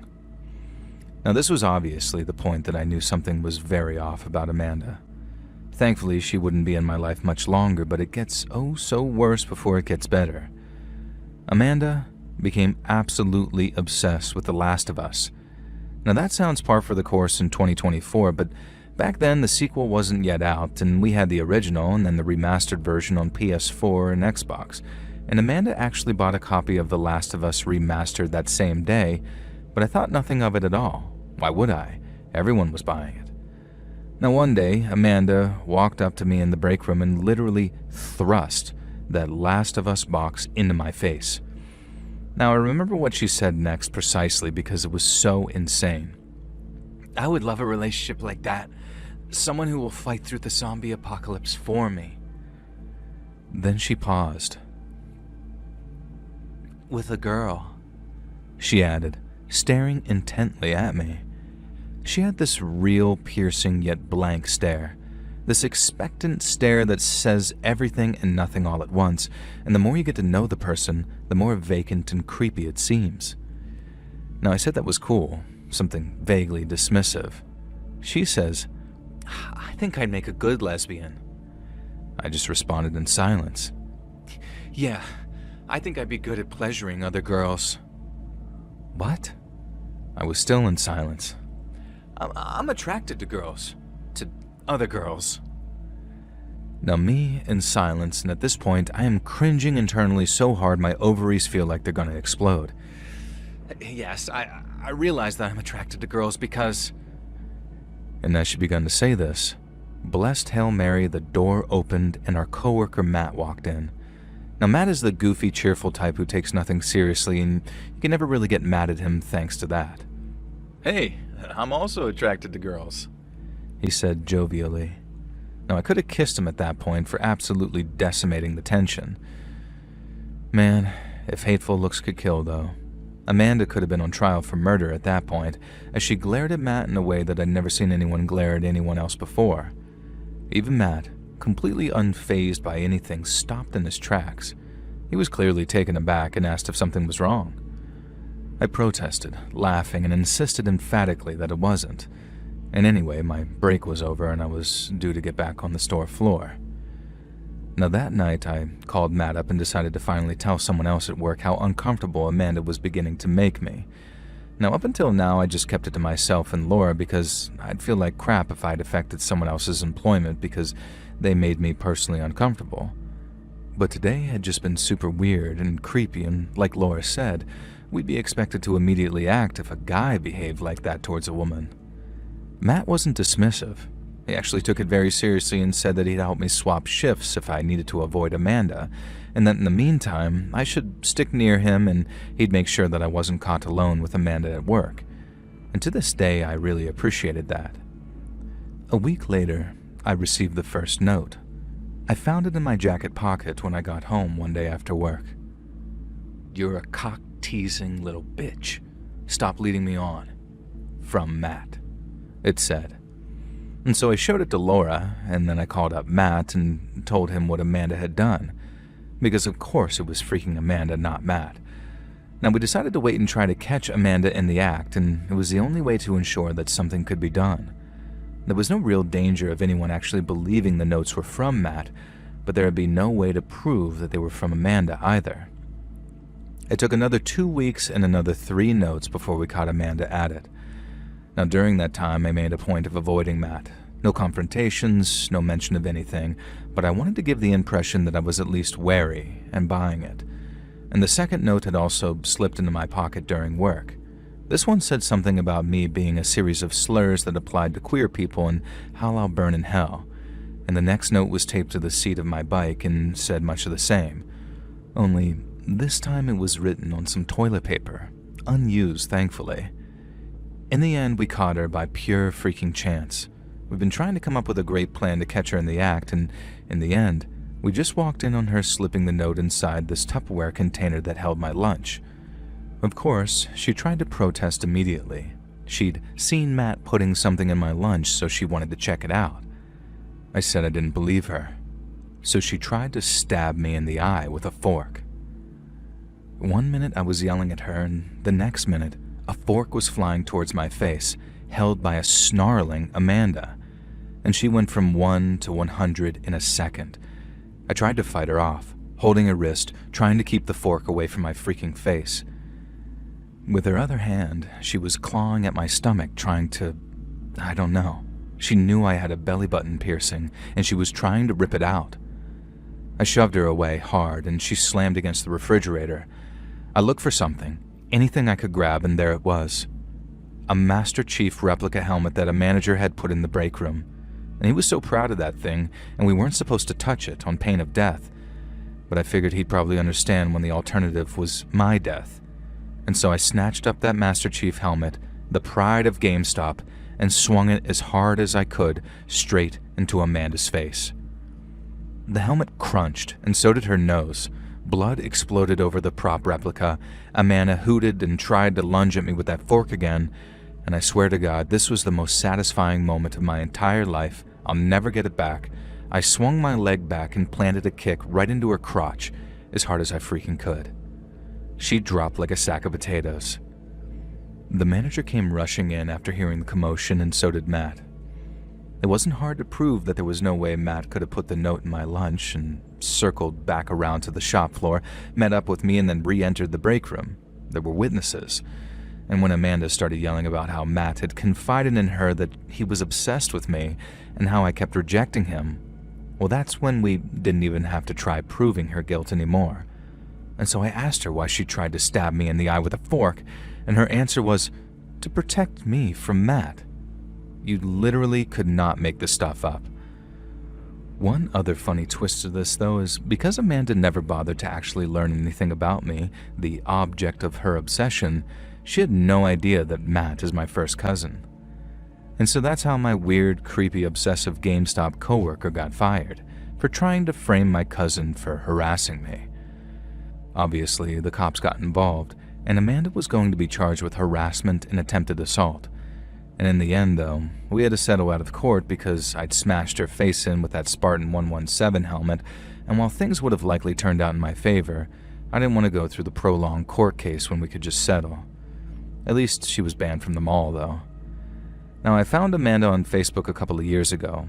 Obviously, I didn't add her, but it was remarkable to see how much she'd visually changed. She married to a man and has 2 very young kids, and I really hope that she's changed as a person and isn't an insane melting pot just waiting to bubble over. I hope she dealt with whatever sickness caused her to act the way she did towards me. When I last looked on her Facebook, which she keeps publicly visible to all, I saw that she'd recently become the youngest ever board member of her area's local HOA. So as to whether she's less crazy now, who can honestly say?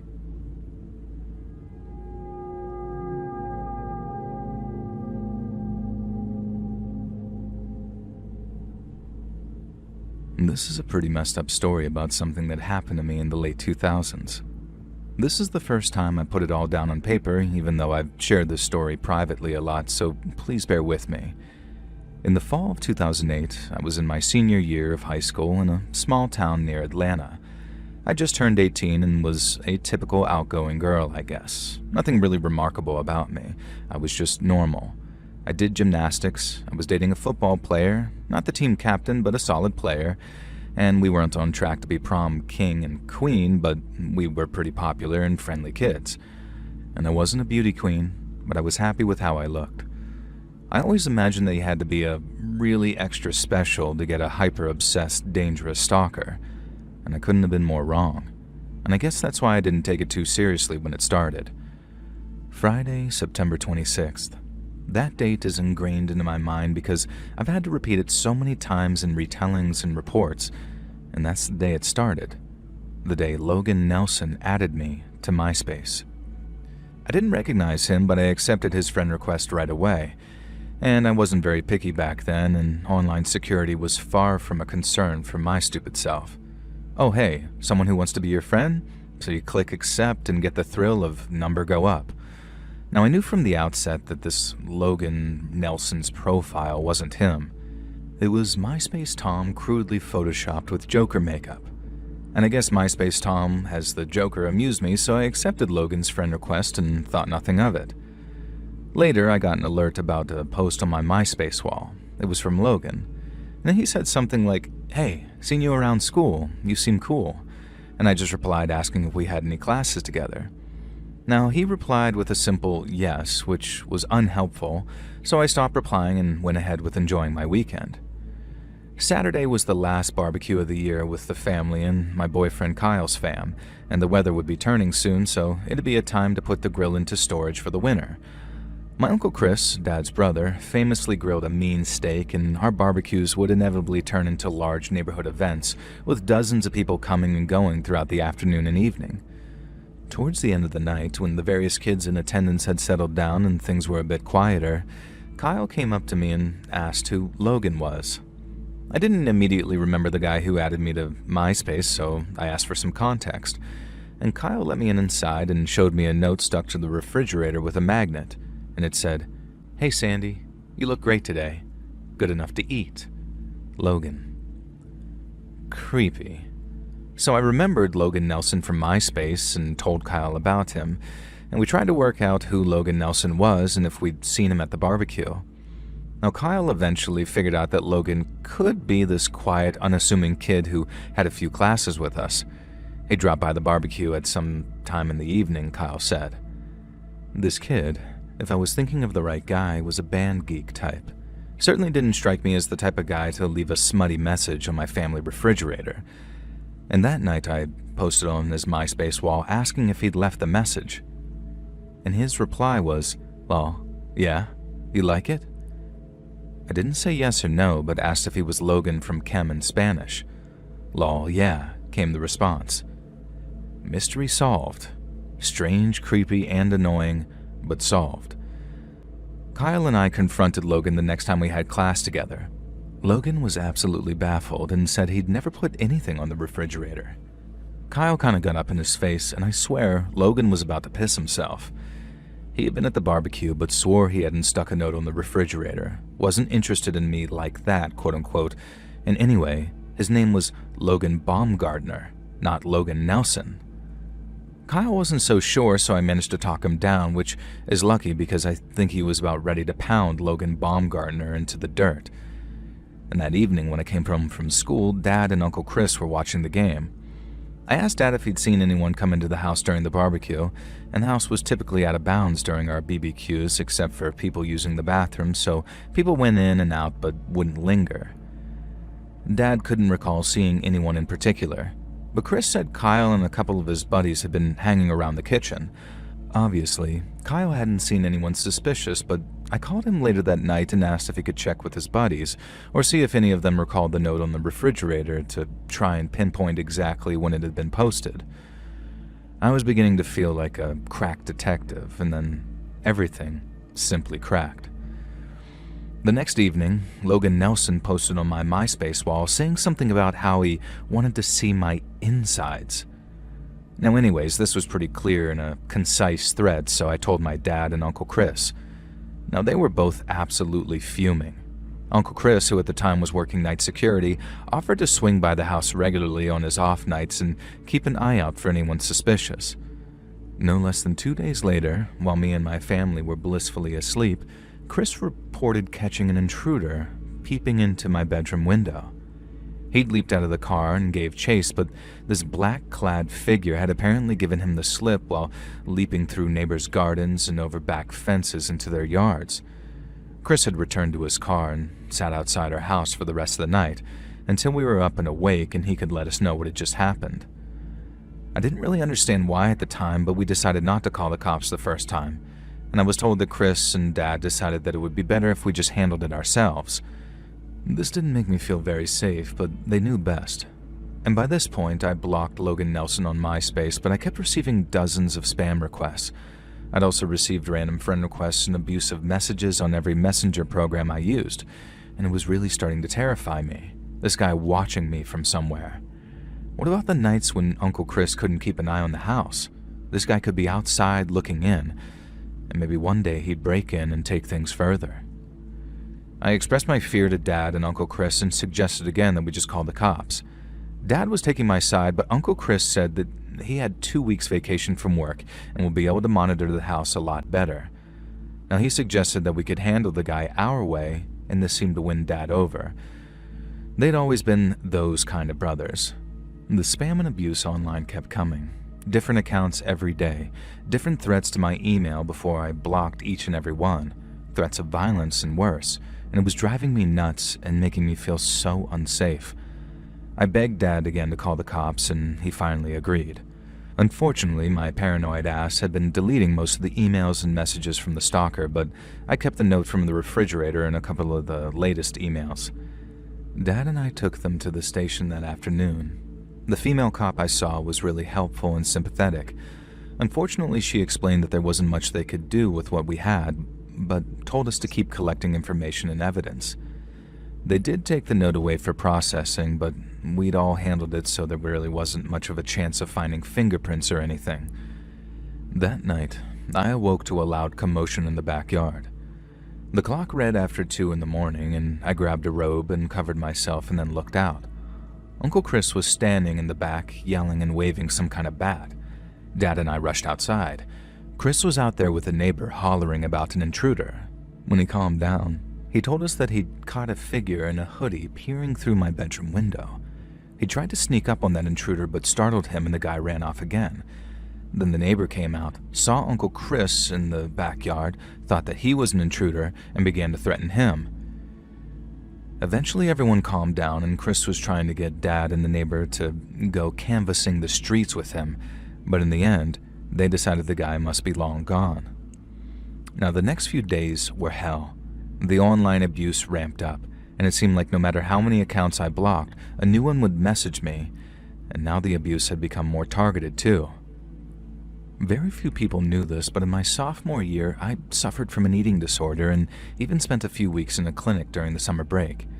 I'd recovered fully, and only those closest to me knew about it, but it had been a long and hard road to get over, and at times I still felt those intrusive thoughts coming back. And so it was pretty unwelcome when my stalkers started calling me fat and obese, a pig, and a disgusting flesh monster, all sorts of lovely things. The dress you wore today doesn't fit you very well. Maybe try 10 sizes up, they say. Didn't know that they let pigs into our high school. Saw you in the cafeteria stuffing your face today. Disgusting. I hadn't even eaten in the freaking cafeteria that day. I hadn't eaten anything because the weight paranoia was coming back thanks to this stalker. Now, we filed reports with the cops about all this online abuse, but back in 2008, being an online target wasn't taken seriously at all by the law, even if the cops were sympathetic. And since we only had Uncle Chris's eyewitness account of a potential intruder, it was hard to escalate things legally. Now, Kyle tried his best to make me feel better, constantly telling me that I was beautiful and I shouldn't listen. And he knew about the eating disorder, of course, although we hadn't started dating yet when I was hospitalized for it.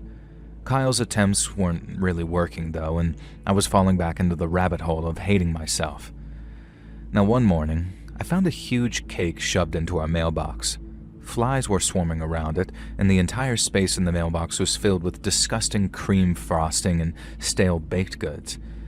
Now, it must have been done before our mail arrived because the mailman alerted us about it.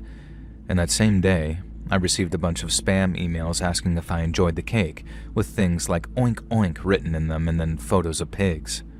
Uncle Chris was still on his vacation days, so he promised to up his patrols, and he said he hadn't been there the night before due to a date, which I couldn't really hold against him.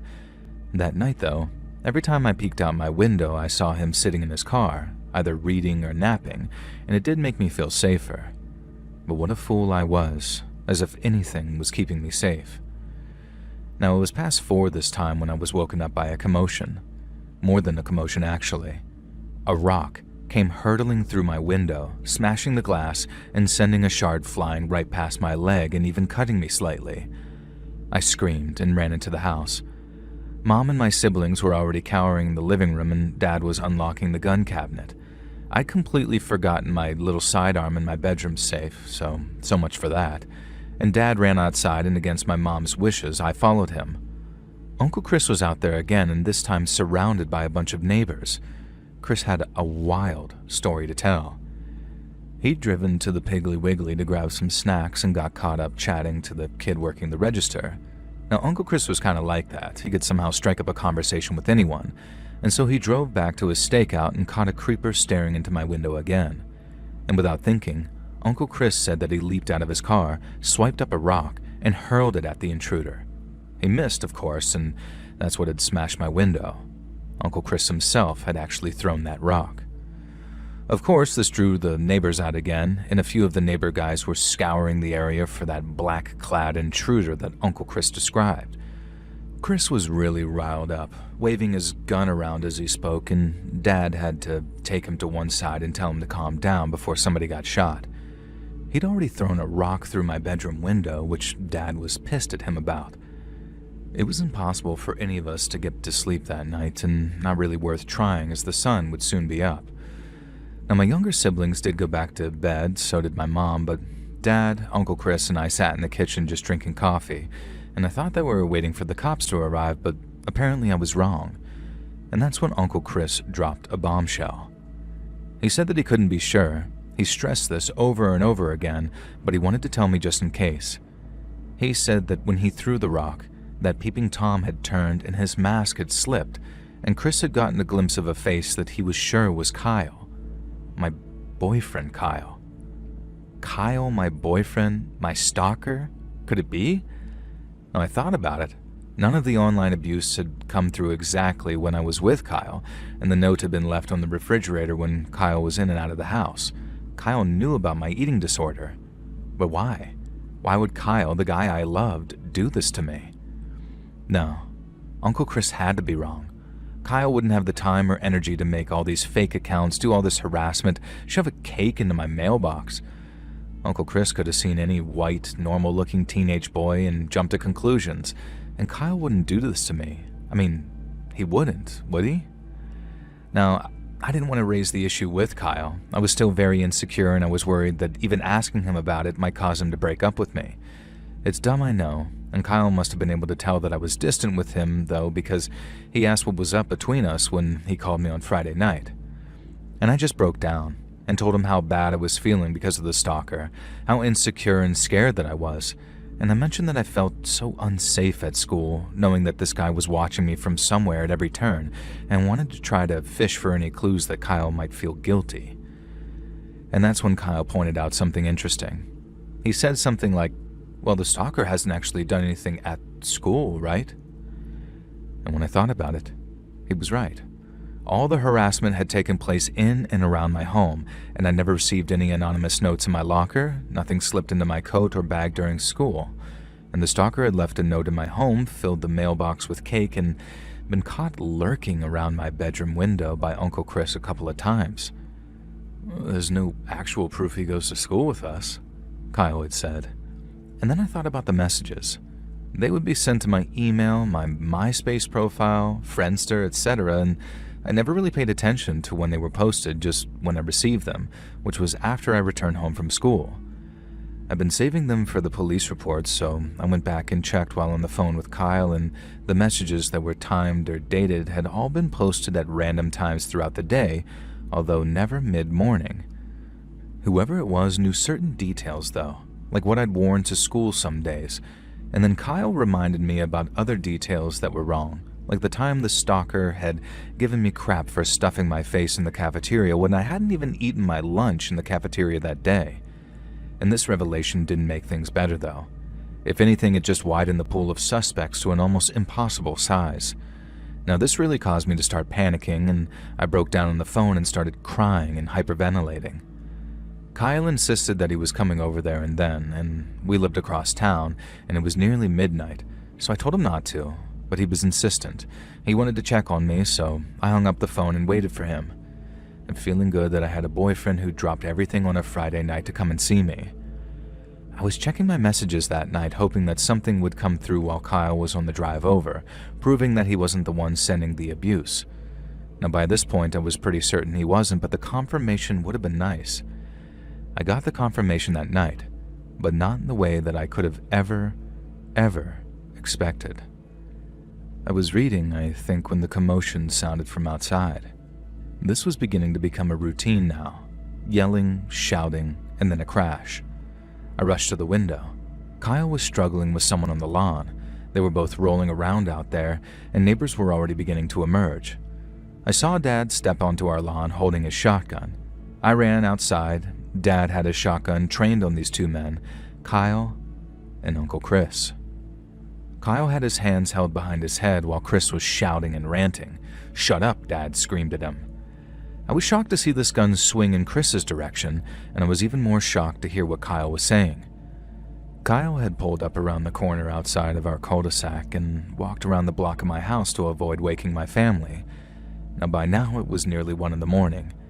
As he'd approached around the back, where my room looked out over, he'd seen a figure standing in my window. It was very clear from his motions that the guy was pleasuring himself. Kyle had yelled and then tackled him and started beating on the guy. And that's when he realized it was Uncle Chris. Now, Uncle Chris denied this, and of course he hadn't been touching himself. He'd just been on his patrol, like usual, keeping me safe. No, this could have been believed, except Dad's eyes traveled down to Chris's crotch. His fly was clearly undone, and his clothing was very disheveled. Now, when Uncle Chris saw where Dad had been looking, his face went as white as a goddamn sheet. It had always been Uncle Chris leading this narrative, and it had been Uncle Chris who had been caught in the backyard by the neighbor that first time and come up with some story about how he'd been chasing a mysterious third party. It had been Uncle Chris who threw the rock at my window, claiming that there was an intruder. It had been Uncle Chris who had repeatedly persuaded us to keep the cops' involvement to a minimum so we could handle it ourselves. Uncle Chris, who was at our house either most mornings or most evenings, who would know what I was wearing to school, who would have time in the day to send various abusive messages. Uncle Chris, who could easily have slipped into the house during the barbecue and left the note on that refrigerator. Uncle Chris, who was able to shove cake into the mailbox because he was the one keeping the house safe, quote-unquote, in the first place. Uncle Chris knew all about my eating disorder, my insecurities, my weaknesses, and fears. Uncle Chris, my dad's flesh and blood brother, who'd been a beloved presence in my life since I was born, stalking me, harassing me, fantasizing about me, and that trauma still exists for me 16 years later. Now, I'll summarize everything briefly, as we did get the cops involved, but the online stalking charges didn't amount to much back then, and it was Kyle's word against Chris that he'd been perving on me through the window. Ultimately, there wasn't much that we could achieve with the law. Why did Chris do all of this? It turned out that he'd always incredibly hated my dad for marrying my mom. Chris was the older brother and had secretly harbored a thing for my mom, and I don't know the extent of it, and I don't want to know, but he came clean about a bunch of small yet spiteful acts that he'd committed against my dad and our family over the years. Accidents that weren't really accidents, damage around the house that happened mysteriously, neighborhood kids keying Dad's car, all sorts of amounts of small yet terrifying incidents, and then apparently when I hit 18, I quote-unquote blossomed into looking too close to Mom, and that made him hate me too, as well as apparently, well, yeah. So he decided to hurt our whole family in one evil go. And after all this came out, we'd never seen Chris again. Dad had passed away 10 years later and Mom just a couple of years ago. My two siblings were doing well as they both lived overseas and haven't heard from Chris. As for me, the event destroyed my trust and my life, and Kyle and I didn't stay together for much longer after that because I simply couldn't bring myself to trust anyone close to me at all. Chris had been like a second father figure to me, and to say that I took all this hard would be an understatement. It was devastating. There's no happy ending. It just makes me sad that Dad never lived to see Chris put in the ground. That's happened now, though, and apparently he listed me as his closest living relative because a few weeks ago I was informed that Chris had died in a motorcycle accident a few states over.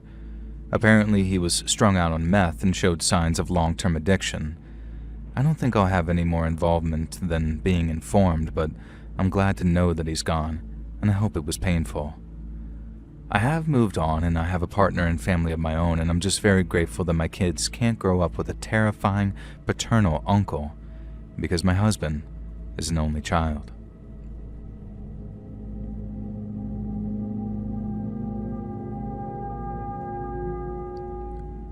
So I just wanted to tell you about my last date. His name was Greg, and he was perfect. I met him on Grindr, and I genuinely saw a future with this guy. And I guess there was a future, just not a future that I could have ever predicted. Now, we chatted on the app for a few days before deciding on our first date. A lunch date picnic in the park. And I booked it during our lunch hour because, well, I was on my lunch hour, and I also knew that there'd be a bunch of other people around.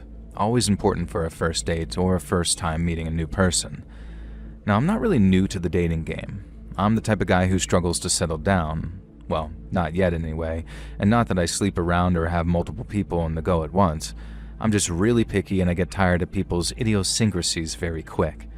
Now, I know this makes me kind of flaky and unappealing as a prospective partner, so I try and make up for that in other ways by keeping myself well-groomed and fit, etc. I want people to give me a chance, even if I'm not always best at doing the same in kind. Now, Greg was wonderful. Mid-20s, I'm late 20s. He was very calm, gentle, almost quiet. A very thoughtful guy. Now, our lunch date ran longer because we spent so long talking about literature, art, movies, politics, you name it. Everything we could think to talk about, and we found very mutual interest in each of the topics. Now, you could say that we really clicked. The date had to end because I could only be so late getting back to work, and I was feeling really good about this one, though. And it seemed as if Greg felt the same about me because he messaged me that same evening saying that he'd had an amazing time and would I like to do it again. Well, would I? And so we arranged for another lunch date, and this time on a day that we both had time off of work. Now, I work as a junior lawyer at a firm, and Greg, well, he told me he worked in fashion. Who really knows, though? We met at an Olive Garden and had another lovely time. Over breadsticks, I brought up the fact that I was bisexual. Now, this can be a showstopper for some gay men. There's all sorts of prejudice towards bisexuals from both sides of the fence, so I like to bring it up ASAP, and if it's going to be an issue, then there's plenty of time for both of us to just bail. Now, Greg seemed completely unbothered by this, and even asked about previous partners, whether I thought it was easier being bisexual than gay or straight, and he told me he'd always considered that it would be harder for a variety of reasons. He was very sincere and sweet about it. He had a youthful curiosity about life that just really appealed to me. Now, for our third date, we went out for dinner at a small, family-owned restaurant near my apartment. I like to eat late on weekends, and Greg was acquiescent to that, so I booked a table for 9 p.m., that is. Now, we had a delightful time. Neither of us drank, and I offered to order a bottle of wine, but Greg had driven to the restaurant and told me that he wouldn't even have a sip of alcohol if he was driving, and I could respect that. And so the night played out wonderfully. It was just past midnight when we went out to the parking lot, and there, pressed against Greg's car, we shared our first kiss. I genuinely felt sparks, and it was wonderful. Which is why I was a tiny bit puzzled when Greg bid me a good night, got into his car, and drove off. He didn't even offer me a ride home or anything.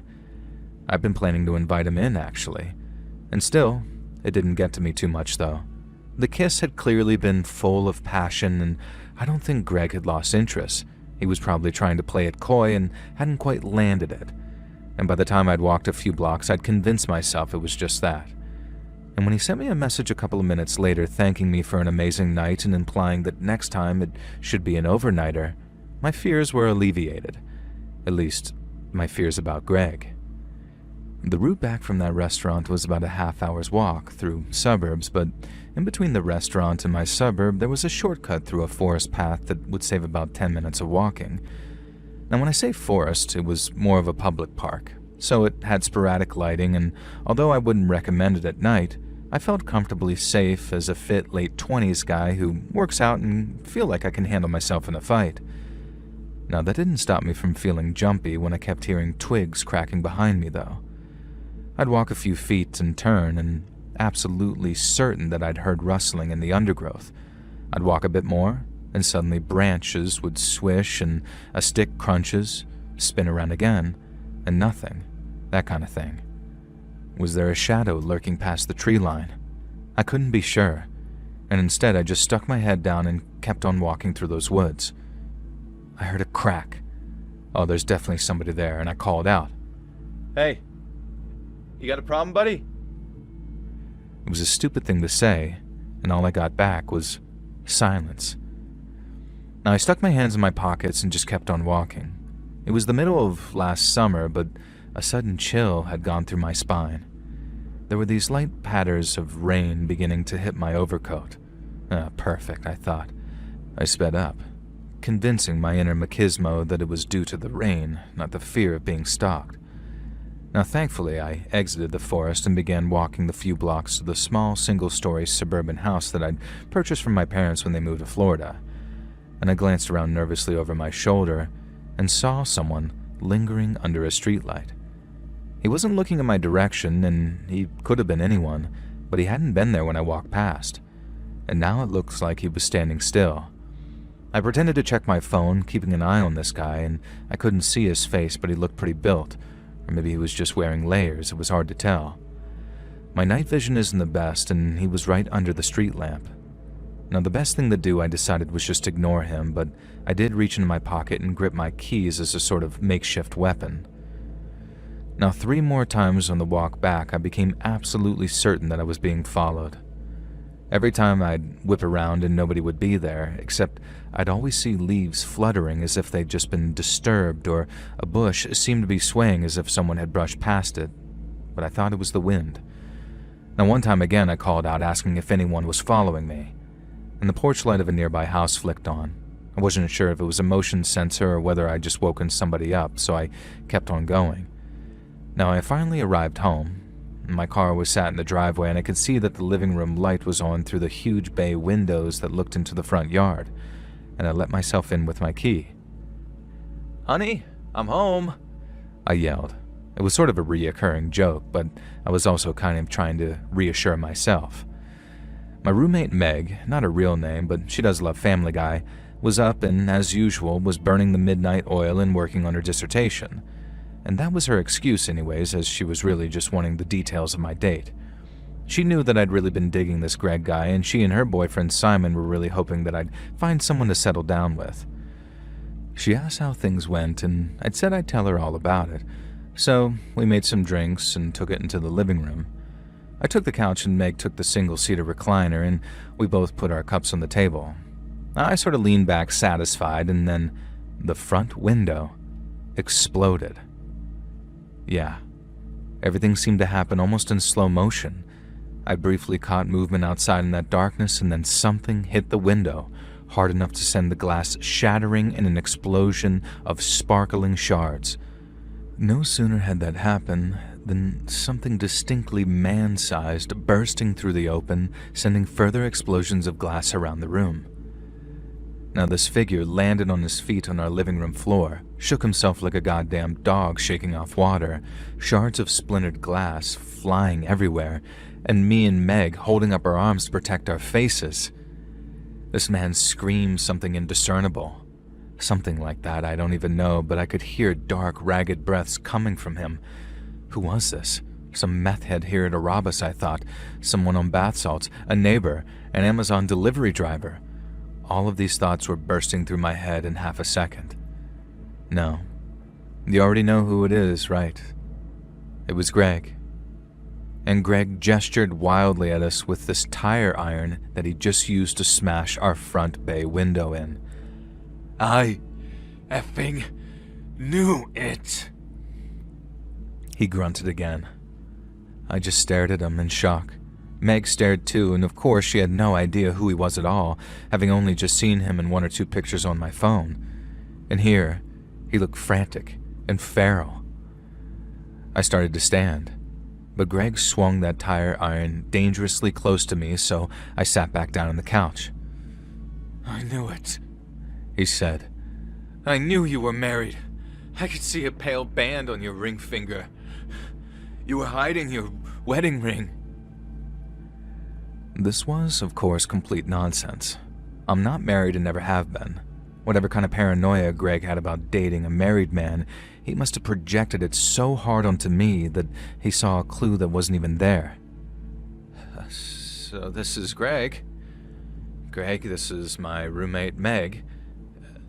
And at that exact moment, at that exact perfect moment, the living room door bursts open, and Simon stumbles into the room, bleary-eyed with bedhead and clutching our baseball bat. "And this is Meg's boyfriend, Simon," I added. Now Greg just stared between the 3 of us. His expression changed like 10 times in a matter of seconds. Fury, horror, fear, anger, sadness, nausea, fury again, and then finally sort of bemused. "Oh, well, sorry." Now he couldn't even blame it on the alcohol. He didn't have a drop to drink that night. Now what happened was, Greg had previously suffered a couple of bad experiences with grinder dates, go figure. Specifically straight or bi-curious men trying out the lifestyle with Greg without a care for his feelings. And he said it happened a lot, but I imagine it was more like once or twice. and I got the impression that Greg fell for people easily and he fell for them hard. So instead of waiting for me to break his heart, he decided to feign driving home and then parked away from the restaurant and followed me back on foot with the hopes of allaying his wild paranoia when he saw that I lived alone. On the walk there, he'd managed to convince himself that he'd noticed a pale band of flesh on my ring finger in the restaurant's lighting, and that for some reason, this is why I'd only agreed to dates in the daytime before then, as if that made any kind of sense. Now, I don't think people like Greg ever made much sense because he was clearly very, very mentally unwell and needed help. And that's why it killed me to call the cops and actually press charges, because I knew that I had to, because at least that might lead to him being forced to get help. Now, he didn't have to go to jail, but there was a fine, and I'm told that he underwent some court-appointed anger management nonsense. I don't think anger was his biggest problem, though. I think he needed help, but hey, I'm not a doctor. I haven't been on any dates since Greg last summer, not through Grindr or Tinder or any other means. And for now, I'm perfectly happy to work on myself platonically. Greg, if you're somehow listening to this, I wish you all the best, and I'm sure you'll make someone a great partner one day. But for you and I, please, let's not meet again.